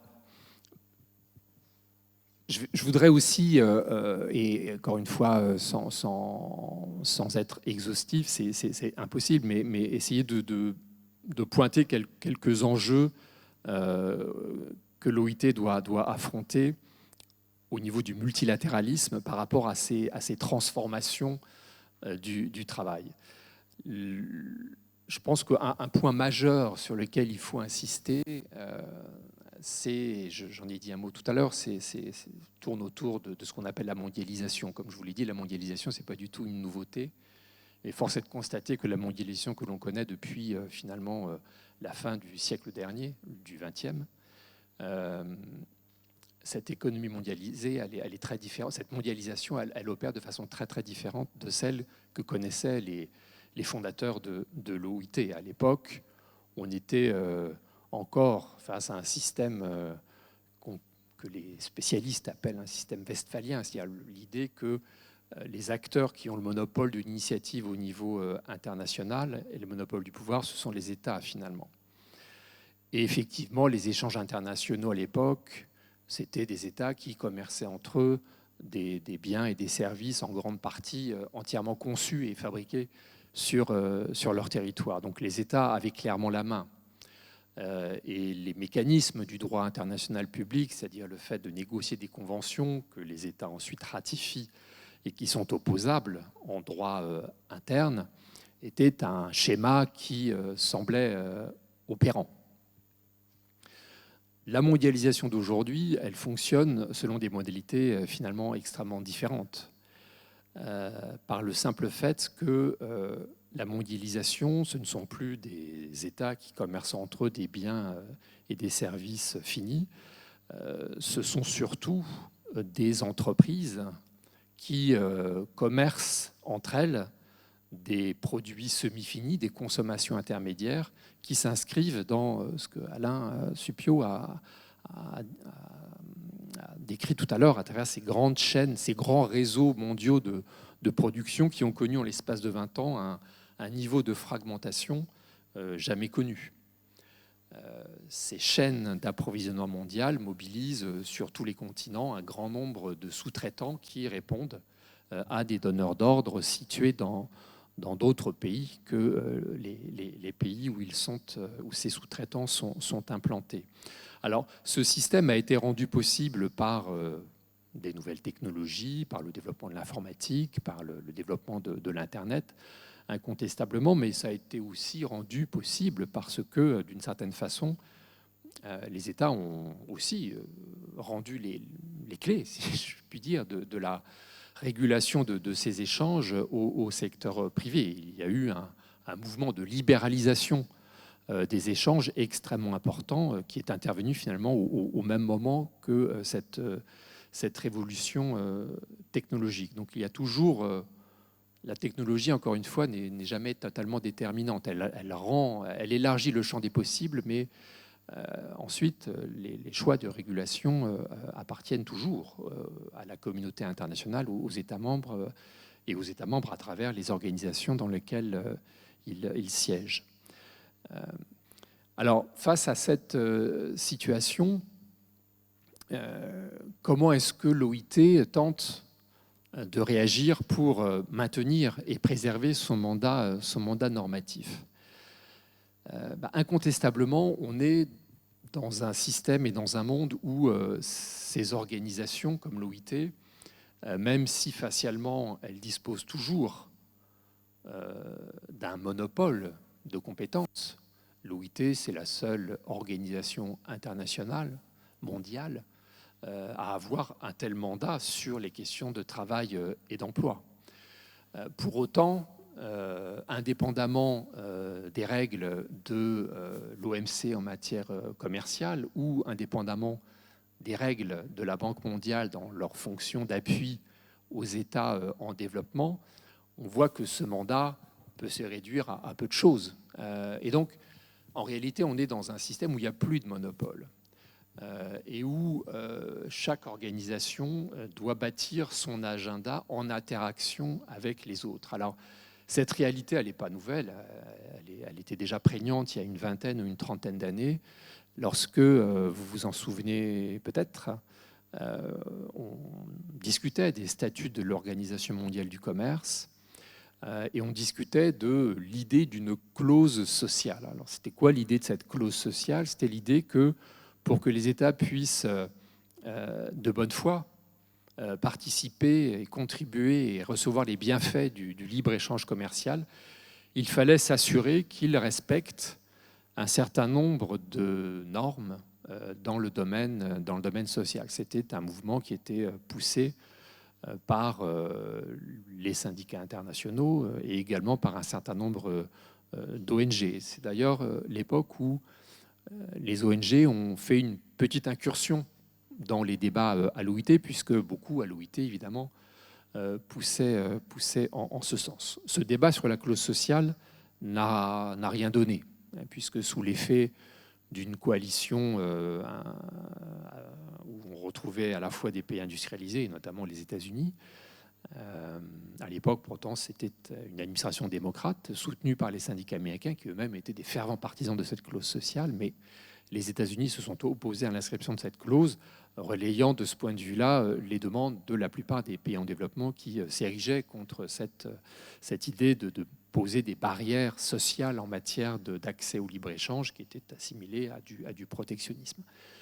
Ce débat sur la clause sociale a quand même eu un débouché, et c'est là où je voudrais en venir, c'est qu'il a permis, en tout cas il a été concomitant d'un mouvement de réforme au sein de l'organisation consistant à chercher les moyens de rendre plus effectifs les normes de l'organisation. On était, y compris du simple point de vue des États, si vous voulez, qui doivent ratifier les conventions internationales, on connaissait des taux de ratification relativement faibles, relativement modestes. Mais on avait surtout déjà pris conscience que dans cette économie mondialisée, il fallait trouver un moyen pour que les acteurs, et y compris les acteurs non gouvernementaux de la mondialisation, les acteurs économiques, les grandes entreprises, puissent avoir un accès direct à ce corpus normatif, ou plus exactement que ce corpus normatif puisse d'une façon ou d'une autre trouver à s'appliquer à ces entreprises, quelle que soit, je dirais, la politique de ratification des États. Et c'est dans ce contexte qu'a été adopté, je crois que c'est une des étapes les plus importantes des 30 dernières années à l'OIT, c'est l'adoption d'un texte qui s'appelle la Déclaration sur les principes et droits fondamentaux du travail, qui date donc de 1998, et qui a identifié, qui a établi une sorte de hiérarchie dans les normes de l'OIT et qui a identifié un certain nombre de normes dites fondamentales, que sont l'éradication des pires formes de travail des enfants, l'obligation d'un âge minimum pour autoriser le travail des enfants, la lutte contre le travail forcé, la lutte contre les discriminations et le respect de l'égalité professionnelle entre femmes et hommes. Et puis, et peut-être surtout, parce qu'encore une fois, je pense que c'est des principes fondamentaux qui déterminent un petit peu tout le reste, c'est le respect de la liberté, des libertés syndicales et du droit à la négociation collective. Ces 4 principes fondamentaux qui recouvrent 8 conventions de l'OIT ont donc été reconnus comme des conventions fondamentales. Et alors, qu'est-ce que ça veut dire, convention fondamentale ? Ça veut dire qu'elles deviennent opposables à tous les États membres de l'OIT, y compris ceux qui ne les ont pas ratifiées.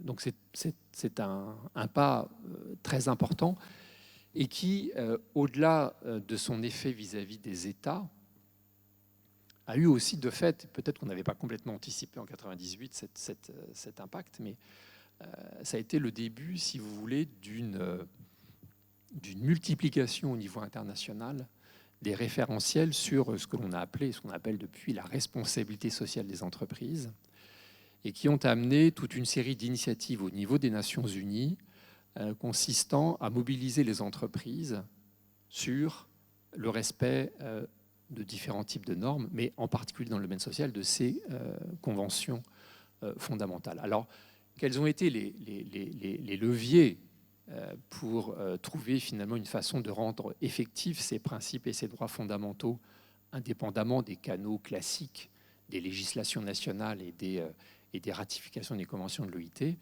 Ils ont été multiples. C'est d'abord encore aujourd'hui, même s'il y a beaucoup de progrès à faire, le fait que beaucoup d'agences internationales, que ce soit la Banque mondiale à travers ses politiques de prêt, ou que ce soit l'OCDE à travers ses différentes lignes directrices sur la façon dont les entreprises mondiales doivent se comporter. Ça a été le fait de reconnaître aux normes de l'OIT un rôle de référence, si vous voulez, auquel il fallait se rapporter pour inspirer la conduite des affaires au niveau international. Donc c'est dire très concrètement qu'aujourd'hui, lorsque la Banque mondiale, dans sa politique de prêt aux pays en développement, elle doit prendre en compte d'une façon ou d'une autre l'existence de ces normes internationales. On a vu aussi apparaître des pratiques, cette fois-ci au niveau des entreprises, assez innovantes. Alors des pratiques unilatérales que l'on connaît bien, les codes de conduite des entreprises, mais bon, qui sont définis de façon unilatérale, même si elles peuvent aussi se retourner contre les entreprises qui les édictent si elles n'y prennent pas garde.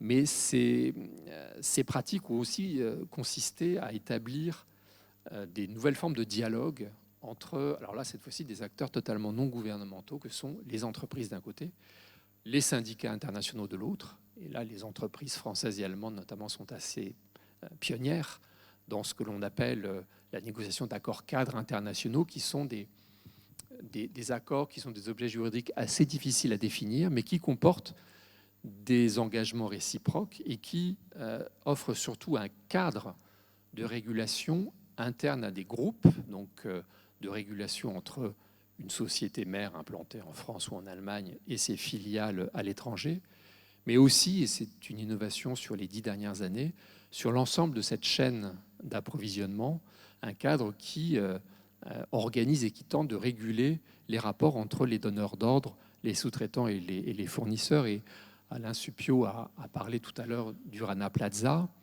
en 2013. Donc ce dramatique accident, un immeuble qui s'effondre, 1100 victimes, principalement des femmes, effectivement, a quand même été un événement qui a sacrément secoué, passez-moi l'expression, l'ensemble de la communauté internationale et l'ensemble aussi de la communauté économique internationale. Et ce drame a été d'une certaine façon aussi, si je puis dire, une fenêtre d'opportunité pour expérimenter tout ce que pouvaient donner ces nouvelles pratiques au niveau international pour essayer de réguler la mondialisation telle qu'elle fonctionne aujourd'hui, qu'on s'en réjouisse ou qu'on le déplore. C'est-à-dire l'opposabilité de normes internationales selon les canaux classiques. Et là, l'OIT a contribué à la pression sur l'État du Bangladesh pour qu'il ratifie un certain nombre de conventions et qu'il accepte un programme d'assistance technique, notamment pour renforcer les moyens de l'inspection du travail sur place, avec un programme très ambitieux de contrôle des normes de santé-sécurité dans l'ensemble des usines textiles du pays habilitées à l'exportation, ce qui est un programme qui a été quasiment achevé à l'heure qu'il est. Il faut savoir que le Bangladesh, donc 2013, le Rana Plaza, 1100 victimes.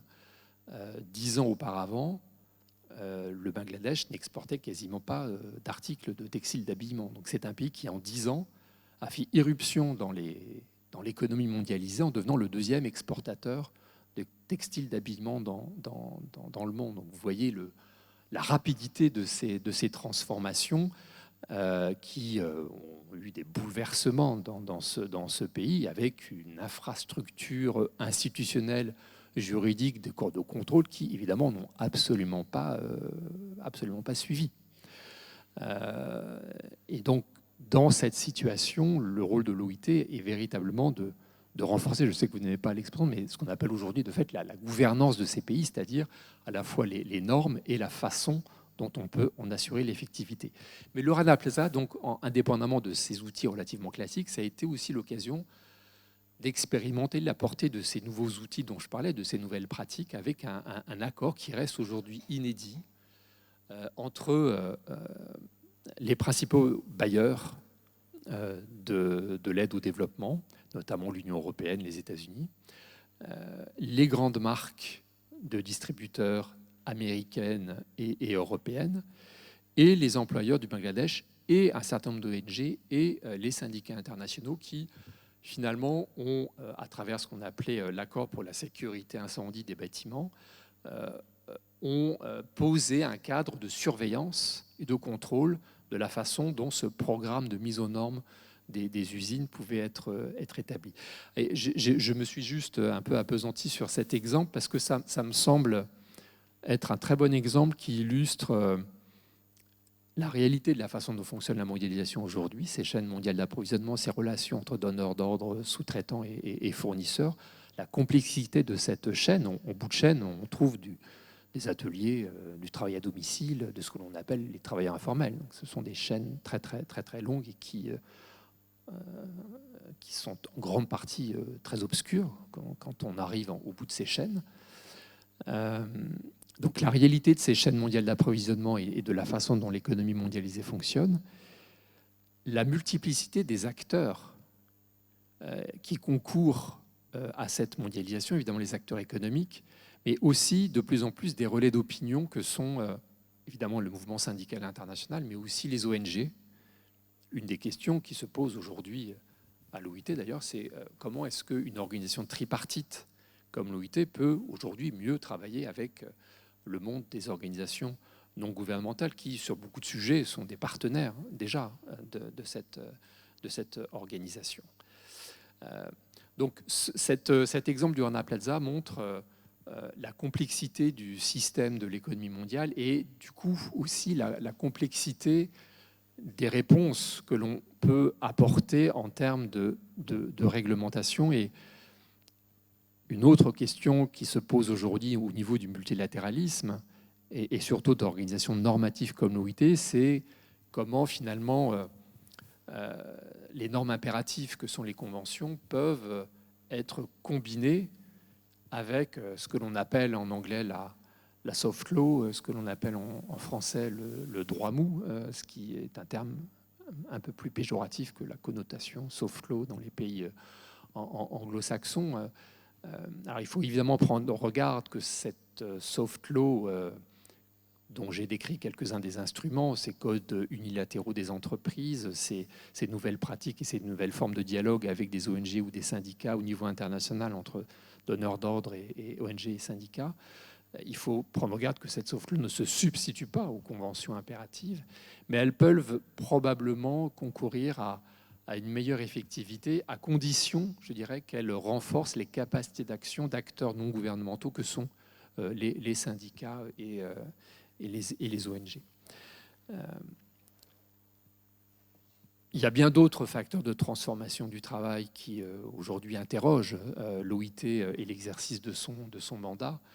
Alain Supiot a parlé de l'impératif écologique, de la transition écologique, qui est un sujet qui, à travers la déclaration du centenaire, même si c'est probablement insuffisant, fait irruption dans l'agenda de l'organisation, ce qui n'était pas le cas il y a encore une vingtaine d'années. Et là, je dirais que le credo sur lequel on se situe consiste à dire qu'il faut la transition écologique et la transition juste, c'est le terme que l'on utilise, doivent être menées de pair. On n'a pas d'autre choix que de résoudre le défi écologique en même temps que le défi de la justice sociale. Pour des raisons aussi triviales, c'est qu'aujourd'hui, le coût de la transition écologique tel qu'on l'évalue au niveau mondial, c'est à peu près 150 milliards d'euros, de dollars, chaque année. Il se trouve que c'est à peu près le montant de l'aide publique au développement.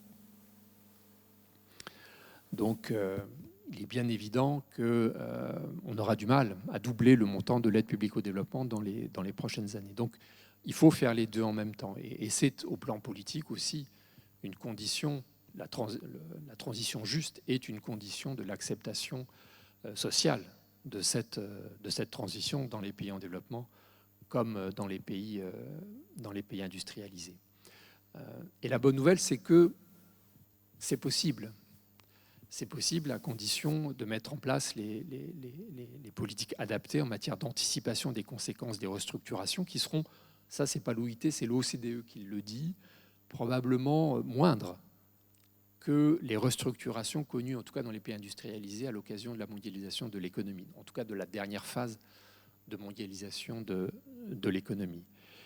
Et surtout, le credo sur lequel on se situe, c'est de souligner que investir dans la transition écologique, dans les technologies propres, dans les énergies renouvelables, c'est une façon de conjurer le risque de ce qu'on appelle la stagnation séculaire. C'est le risque de connaître des décennies et des décennies de rendement décroissant, puisqu'immanquablement, en réalité, le scénario de la décroissance, c'est aussi le scénario du statu quo énergétique, d'une économie fortement carbonée qui, immanquablement, finira par épuiser les sols, détruire l'environnement, détruire l'économie, détruire l'emploi et détruire la vie. Donc, c'est la CSI, la Confédération syndicale internationale, qui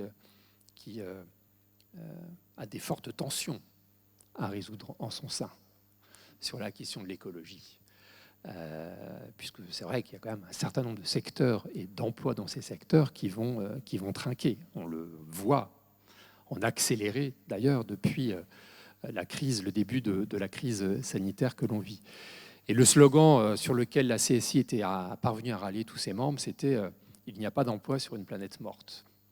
Mais je crois que ça, c'est une formule choc, mais qui veut bien dire la façon dont il faut résoudre en même temps, sans aucune référence politique, le défi de la justice sociale et le défi écologique. Je vais m'arrêter là, puisqu'il est déjà 9h moins 20. Je vous remercie de votre attention et je serais heureux de pouvoir contribuer au débat.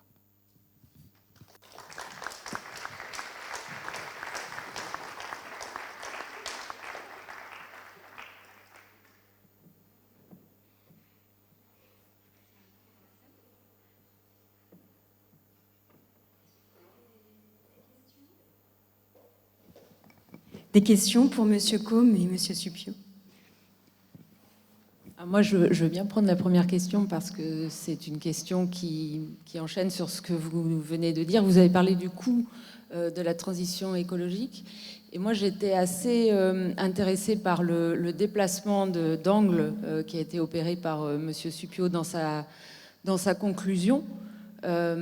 Et à travers justement peut-être un retour à la pensée de Simone Weil et une réflexion sur la nature du travail, je me demandais dans quelle mesure au sein de l'OIT, il y a une réflexion justement sur ce que cette question de l'écologie interroge sur la façon dont on a conçu le travail depuis Bacon, Descartes et jusqu'à aujourd'hui. Et si justement cette question du rapport du travailleur, comme le pose Simone Weil, à l'objet travaillé, ce qui met de lui dans l'objet travaillé, enfin le travail comme reflet aussi d'une identité personnelle. Est-ce qu'il n'y a pas là-dedans, à travers les questions d'autonomie, d'identité, de sens, quelque chose d'intéressant, et dans quelle mesure est-ce que ces débats ont cours au sein de votre organisation? C'est une très belle question, mais très, très difficile aussi. Je dirais qu'il y a toujours à l'OIT aujourd'hui une conception du travail qui découle des textes constitutifs de l'OIT. Et à l'époque où ils ont été écrits, le modèle dominant du travailleur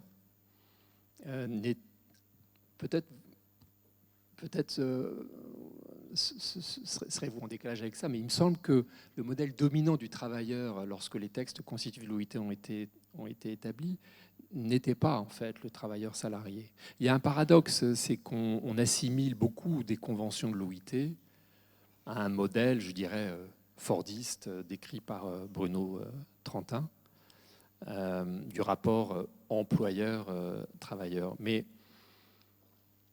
la figure du travailleur salarié n'était pas, je pense, la première référence des fondateurs de l'organisation. On était à une époque où, à l'époque, l'OIT, c'est d'abord une organisation européenne et nord-américaine.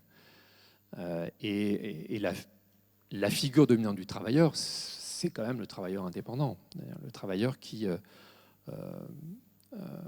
dispose de l'objet qu'il concourt à produire. Le salariat, finalement, son essor est venu après. Et au niveau mondial, le salariat aujourd'hui, c'est 80-85% de l'emploi, des formes d'emploi dans les pays industrialisés comme la France. Mais au niveau mondial, ça n'a jamais été non plus la forme dominante de l'emploi. La figure dominante de l'emploi dans le monde, c'est ce que l'on appelle à l'OIT le travailleur informel, qui très souvent est on appellerait ça un micro-entrepreneur qui effectivement vend sa force de travail au gré du fonctionnement des économies locales. Donc pour répondre à votre question, on reste avec ce paradoxe d'une figure du travailleur salarié qui, pour certaines conventions, est effectivement la figure dominante, mais qui ne correspond pas à la figure dominante du travailleur aujourd'hui dans le monde. Et on se réclame toujours d'une conception du travail qui découle des textes fondamentaux de l'OIT, de ces textes constitutifs dont l'actualité a encore été rappelée à...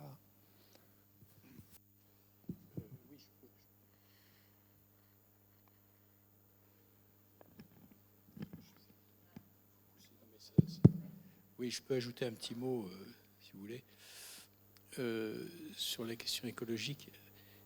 Nous avons, c'est un produit de la collaboration entre l'Institut d'études avancées et le BIT et le Collège de France. On a fait organiser un gros colloque sur le travail au XXIe siècle. Donc ça a été publié l'année dernière.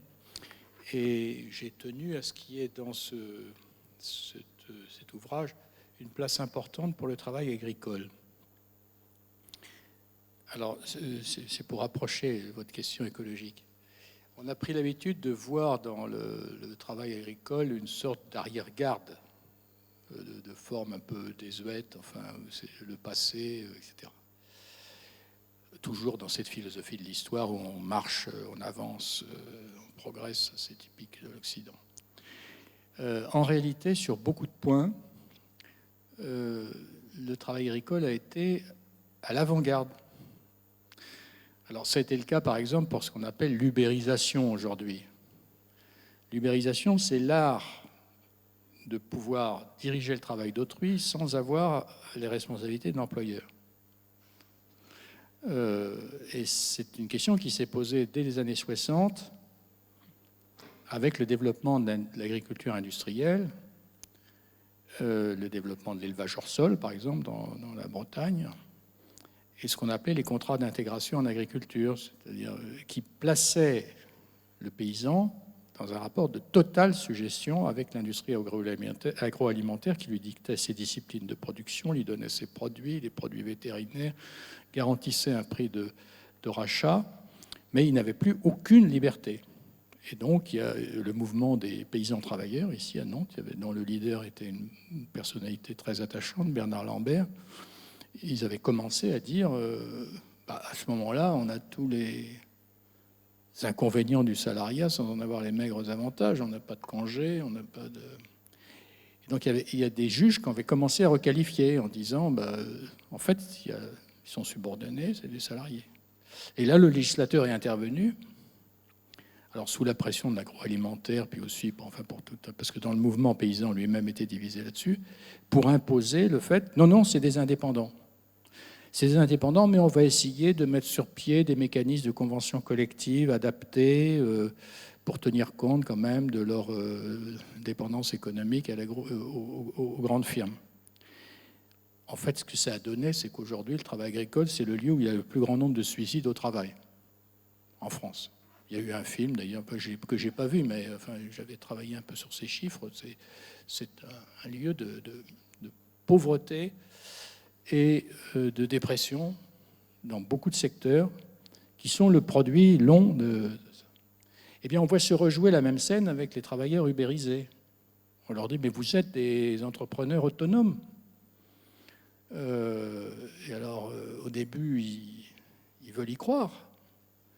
Et puis ensuite, ils s'aperçoivent qu'ils sont dans une gouvernance par les normes, alors là, sous des formes presque pathologiques, parce qu'on emploie les techniques de psychologie cognitive pour essayer de les dresser. C'est du comportement animal, hein, si vous regardez. Alors, les juges partout dans le monde, hein, qui regardent de près les conditions de travail des livreurs, disent « je requalifie ». C'est du contrat de travail. Aussi bien aux États-Unis, en Angleterre, en Espagne, même en France. Même le Conseil constitutionnel, c'est dire. Et alors, il y a un lobbying gigantesque pour écarter la qualification qui n'est pas terminée. Il y a une mission qui a été mise en place au gouvernement pour essayer de forcer à quelque chose qui, à ce moment-là, est un en deçà de l'emploi. Donc là, on n'est pas dans une utilisation de... C'est un bon exemple. On n'est pas dans une utilisation de l'informatique qui permet d'avoir plus de liberté, mais c'est quelque chose qui, en fait, enfonce dans des formes nouvelles d'oppression au travail. Un autre élément sur lequel le travail agricole était d'avant-garde, c'est précisément ce que vous évoquiez, c'est la question écologique. Et ça vient, en France, par exemple, du même mouvement. C'était le mouvement des paysans travailleurs qui a donné aujourd'hui la Confédération paysanne. Et si vous regardez, c'est pour ça qu'on a tenu à ce que ça soit traité dans ce livre, le travail au XXe siècle, 21e, pardon. Je m'accroche à mon passé. Parce que aujourd'hui, la question de la discussion sur le travail agricole est inséparable de la question écologique. C'est une seule et même question. Et les organisations paysannes, même la FNSEA s'y met, si je puis dire, c'est dire.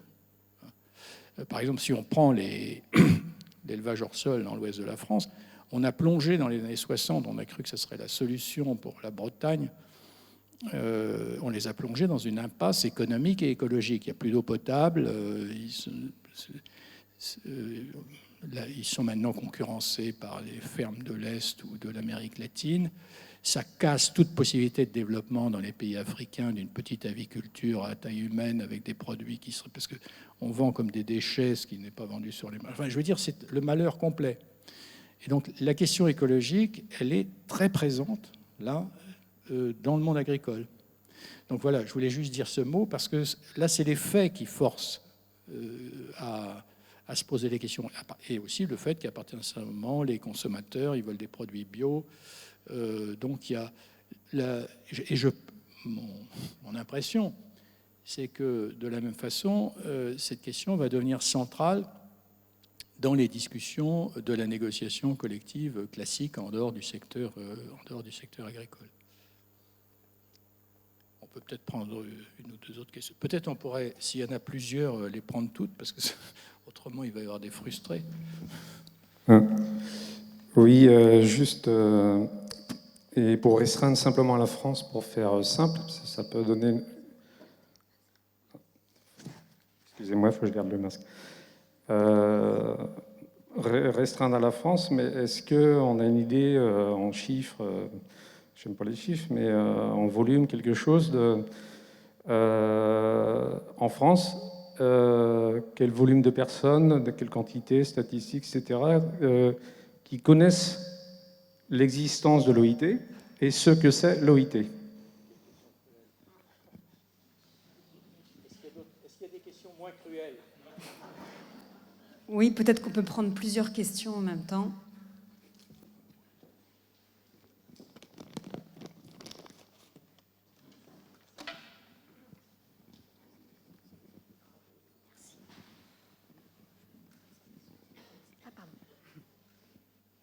Oui, bonsoir. Moi, je me demandais si l'ubérisation des nouvelles formes de travail ne revenait pas à un retour en arrière avec le contrat de louage et ne revenait pas non plus à déplacer la responsabilité environnementale sur un tiers.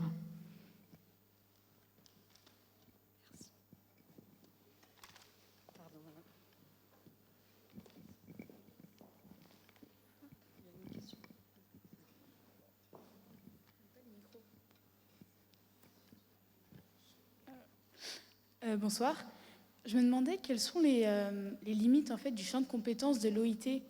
Par exemple, par rapport à la question des Ouïghours, est-ce que l'OIT peut faire quelque chose ou non? Est-ce qu'il peut intervenir? Enfin, je ne sais pas.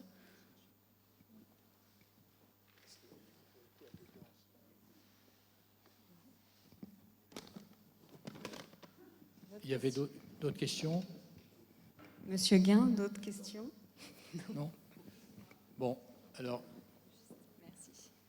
Oui, bonsoir. Une question, observation. Je suis pour ma part avocate en droit du travail, je défends des salariés. Vous évoquiez les manières de sortir un petit peu, Monsieur Suppiot, de cette gouvernance par les nombres, en tout cas les solutions, les moyens de sortir de tout ça. Donc on peut se planquer, vous nous disiez, on peut être déprimé, effectivement une souffrance au travail absolument considérable qui a beaucoup augmenté, le système de fraude. Moi, ce que je peux voir dans ma pratique quotidienne, ou des personnes qui sont effectivement un petit peu complètement broyées par ce système, une solution pour certaines d'entre elles, si ça revient à ce que vous disiez, ce parallèle par rapport au travail agricole, le choix de sortir du salariat, un choix qui est bien sûr contraint, mais de nombreuses personnes qui, alors on n'est pas là dans le schéma classique qu'on peut évoquer de livraison, Uber, etc., mais qui choisissent de se mettre à leur compte en tant qu'auto-entrepreneurs et qui espèrent du coup se réapproprier le travail et gagner une certaine liberté ainsi, avec toutes les conséquences que ça peut avoir en termes de protection sociale, ce qui est quelque chose qui, à mon sens, soulève de nombreux questionnements aujourd'hui. Merci.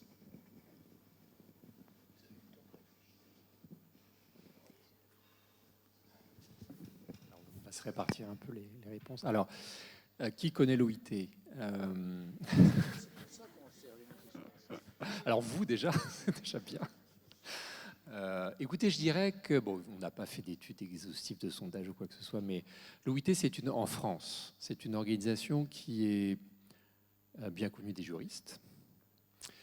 C'est une organisation qui est bien connue de ses membres, en tout cas au niveau des des confédérations. Donc, comme j'ai dit, l'OIT, c'est tripartite. Donc, ça veut dire que tous les syndicats français sont membres de l'OIT.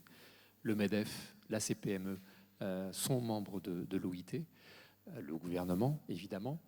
Je pense qu'en tout cas, les membres français, au niveau confédéral, côté syndical, font beaucoup d'efforts pour mieux faire connaître à leurs militants ce que l'OIT. C'est que c'est Bernard Thibault aujourd'hui qui est le représentant des travailleurs français au conseil d'administration. Et Bernard Thibault fait tout ce qu'il peut pour mieux utiliser sa notoriété, pour mieux faire connaître l'OIT.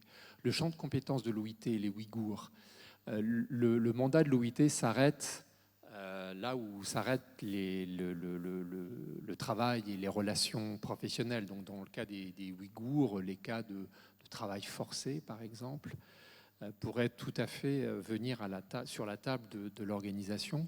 La difficulté, et je réponds vraiment très très vite, pour que l'OIT soit saisie, il faut qu'un certain nombre de ses membres saisissent l'organisation. L'organisation ne peut pas s'auto-saisir, si vous voulez, de cas identifiés comme étant des cas de violation des conventions de l'organisation ou de sa constitution.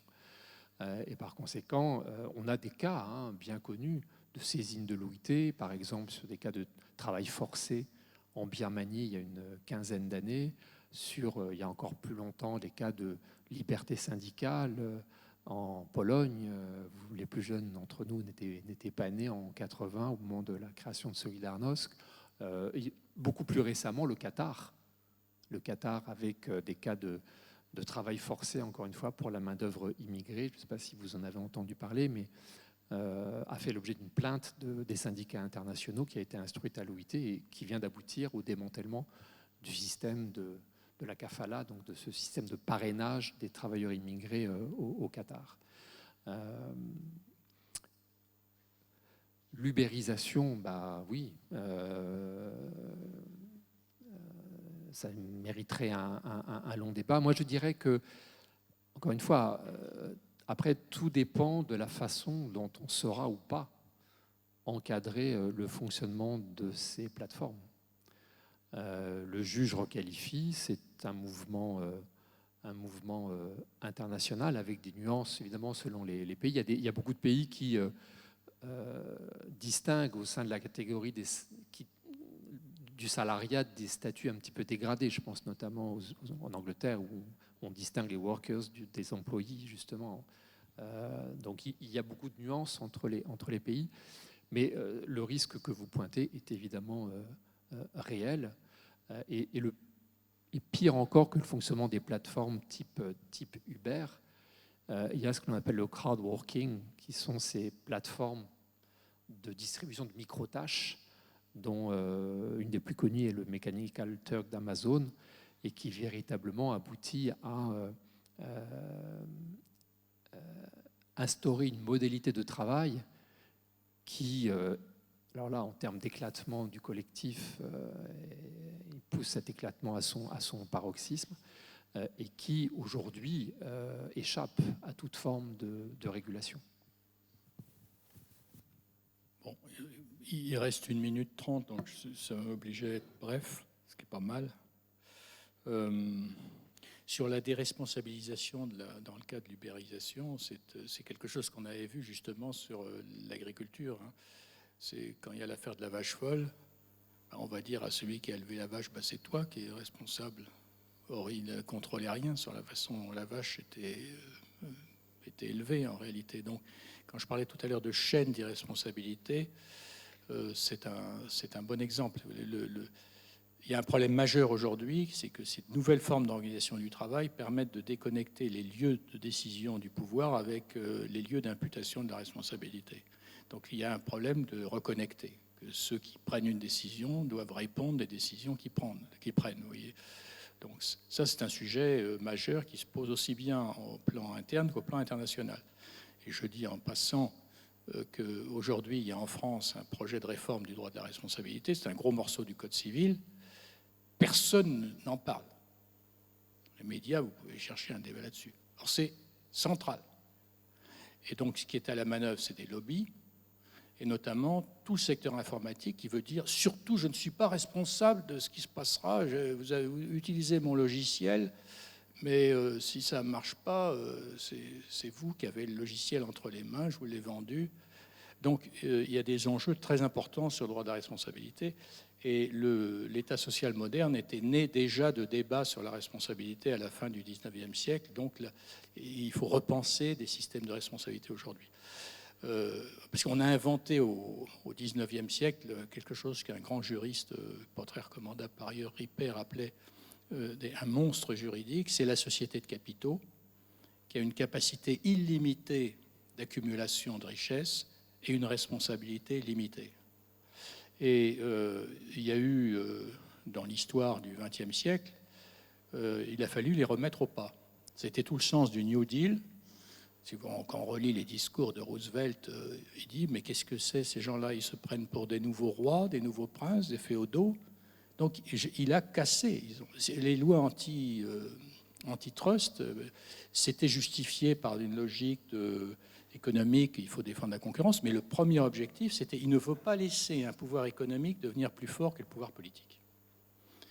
Le pouvoir économique doit être soumis au pouvoir politique dans une démocratie. Or aujourd'hui, à l'évidence, dans le contexte de la globalisation, que je ne confondrai pas avec mondialisation, le rapport des forces est complètement inversé aujourd'hui. Alors la solution à la Roosevelt, c'était je fragmente.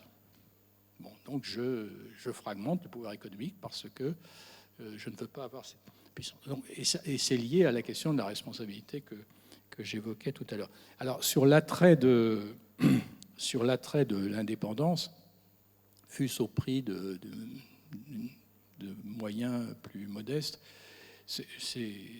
vous avez raison d'en témoigner, je crois que c'est un phénomène assez significatif, qui est lié souvent à l'attrait aussi pour l'économie sociale et solidaire. Hein, alors, ce que montre la pratique, moi j'ai discuté avec des collègues anglais, parce que c'était très vanté là-bas, la mise à son compte, travailleurs indépendants. Souvent, ce qui se passe, c'est que l'indépendant, ou bien ça marche bien son affaire, et pour répondre à la demande, il va faire appel à d'autres, ou il va sous-traiter à des... Ou bien ça ne marche pas, il va devoir travailler pour d'autres. Donc l'idéal qui consisterait à dire je reste tout seul, en pratique, peut-être sur certaines niches ça existe, mais souvent ça semble difficile. Et puis sur l'économie sociale et solidaire, je sais qu'à Nantes, il y a un grand dynamisme. Hein. D'ailleurs, on doit aller au Solilab demain. Il y a un grand dynamisme en ce domaine. Il y a eu, pendant la pandémie, on a parlé des makers nantais qui avaient été capables de faire des respirateurs que des grosses boîtes n'arrivaient pas à faire. Donc ça, c'est là aussi, il y a un problème juridique et vis-à-vis du droit européen, c'est que souvent, ces initiatives vont se heurter à la logique des libertés économiques européennes, qui sont des logiques qui ne tolèrent pas la solidarité. Les manifestations de solidarité sont vues justement comme des sortes de caillots dans ce qui doit être la circulation. Moi j'avais vu ça sur un exemple, comme je me rappelle, dans un colloque organisé par Ralit au Sénat. J'avais découvert qu'il existait à Marseille des garagistes du cœur. Bon. Alors on disait à ces gens-là, vous n'êtes bons à rien, vous êtes inemployables, c'était la formule. Il y a les inemployables, tous ceux, vous savez, dont on disait ils allaient disparaître, tout va les remplacer, les machines. Puis le Covid arrive, et tous ceux dont on disait ils sont sur les marges, ils ne servent à rien, on dit ils sont essentiels. C'était intéressant, hein, l'expérience du Covid, de ce point de vue. Aux États-Unis, il y a un projet d'une déclaration des droits des travailleurs essentiels. Et c'est ceux dont, il y a un an avant, on disait l'aide-soignante... non, le prix de marché, c'est le trader. Et puis là, on a eu une inversion. C'est-à-dire, vous voyez, vis-à-vis de la notion de valeur du travail, là, on n'est plus dans le travail marchandise. Quand on dit l'infirmière ou l'éboueur ou le gendarme, enfin, je veux dire, on a dit c'est des fonctions tout à fait essentielles. Dans la logique du marché, ces garagistes du cœur, pour prendre cet exemple, eh bien, ils ont eu tous les ennuis possibles parce que l'inspection du travail venait en disant c'est du travail clandestin. Donc, il y a un besoin d'un cadre juridique et il me semble que ce cadre juridique devrait être la mutualité, parce que la mutualité, ça renvoie à ce que sont devenus le secteur de la mutualité qui est spécialisé dans la couverture du risque santé complémentaire. Mais historiquement, il existe en France. On dit toujours la France est un pays étatiste, etc. Et c'est vrai. C'est un courant de notre tradition où l'État, et justement quand l'État se défait de lui-même, comme on est en train de le voir, ça crée un malaise assez profond dans le pays. Mais il y a un autre courant de la tradition sociale française qui était justement le courant proudhonien, mutualiste, etc., très puissant à Nantes, puisqu'on est dans un lieu où j'évoquais en entrant la mémoire de Fernand Pelloutier, les anarcho-syndicalistes, vous savez, dans la région, c'était des ouvriers de campagne, ils venaient de la Brière pour aller dans les chantiers, ils avaient gardé une solide sens de l'indépendance. Et cette tradition du mutualisme, d'auto-organisation, Proudhon ne disait pas qu'il fallait supprimer l'État. Enfin, je parle devant... je pense qu'on peut dire qu'Yannick connaît beaucoup mieux ces choses-là que moi. Mais il plaidait pour des formes d'organisation de l'économie qui partent justement de ce qu'on appelle aujourd'hui les communs, pour faire bref, dans le vocabulaire politique actuel, que moi j'appellerais des formes de solidarité civile. Mais il n'existe pas, en particulier au plan européen, un cadre juridique qui permette l'essor de ces formes. Le cas des mutuelles est clair, hein, on leur a dit vous devez vous fondre dans le monde de l'assurance. Même règles prudentielles, etc. Donc ils ont un problème d'identité important. Alors cela dit, je le répète, il me semble que faire revivre une partie du code de la mutualité pourrait être un très bon soutien. Mais je vois qu'on a déjà explosé les limites du temps de travail. Il y a peut-être des inspecteurs du travail dans la salle, donc il ne faut pas qu'on soit trop long.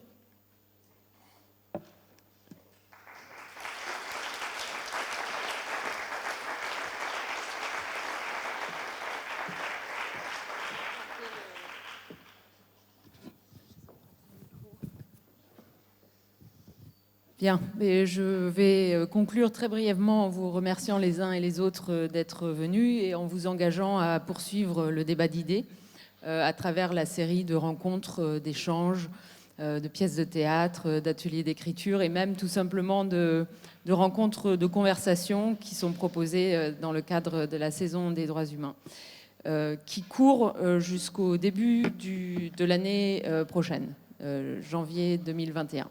Donc merci à vous Monsieur Côme, et merci à vous, Monsieur Supiot. Et si vous êtes, je n'ai pas vu qui était la personne qui avait posé la question sur l'OIT. Elle était quelque part par là. Ah oui, là-bas. Alors si vous voulez en savoir plus sur la vision du travail qui est portée par l'OIT et la vision des transformations du travail, demain, il y a une rencontre avec Monsieur Cyril Côme. Donc vous pouvez trouver les détails dans le programme qui a été distribué, je pense, oui, sur les chaises. Voilà. Merci à tous et bonne soirée.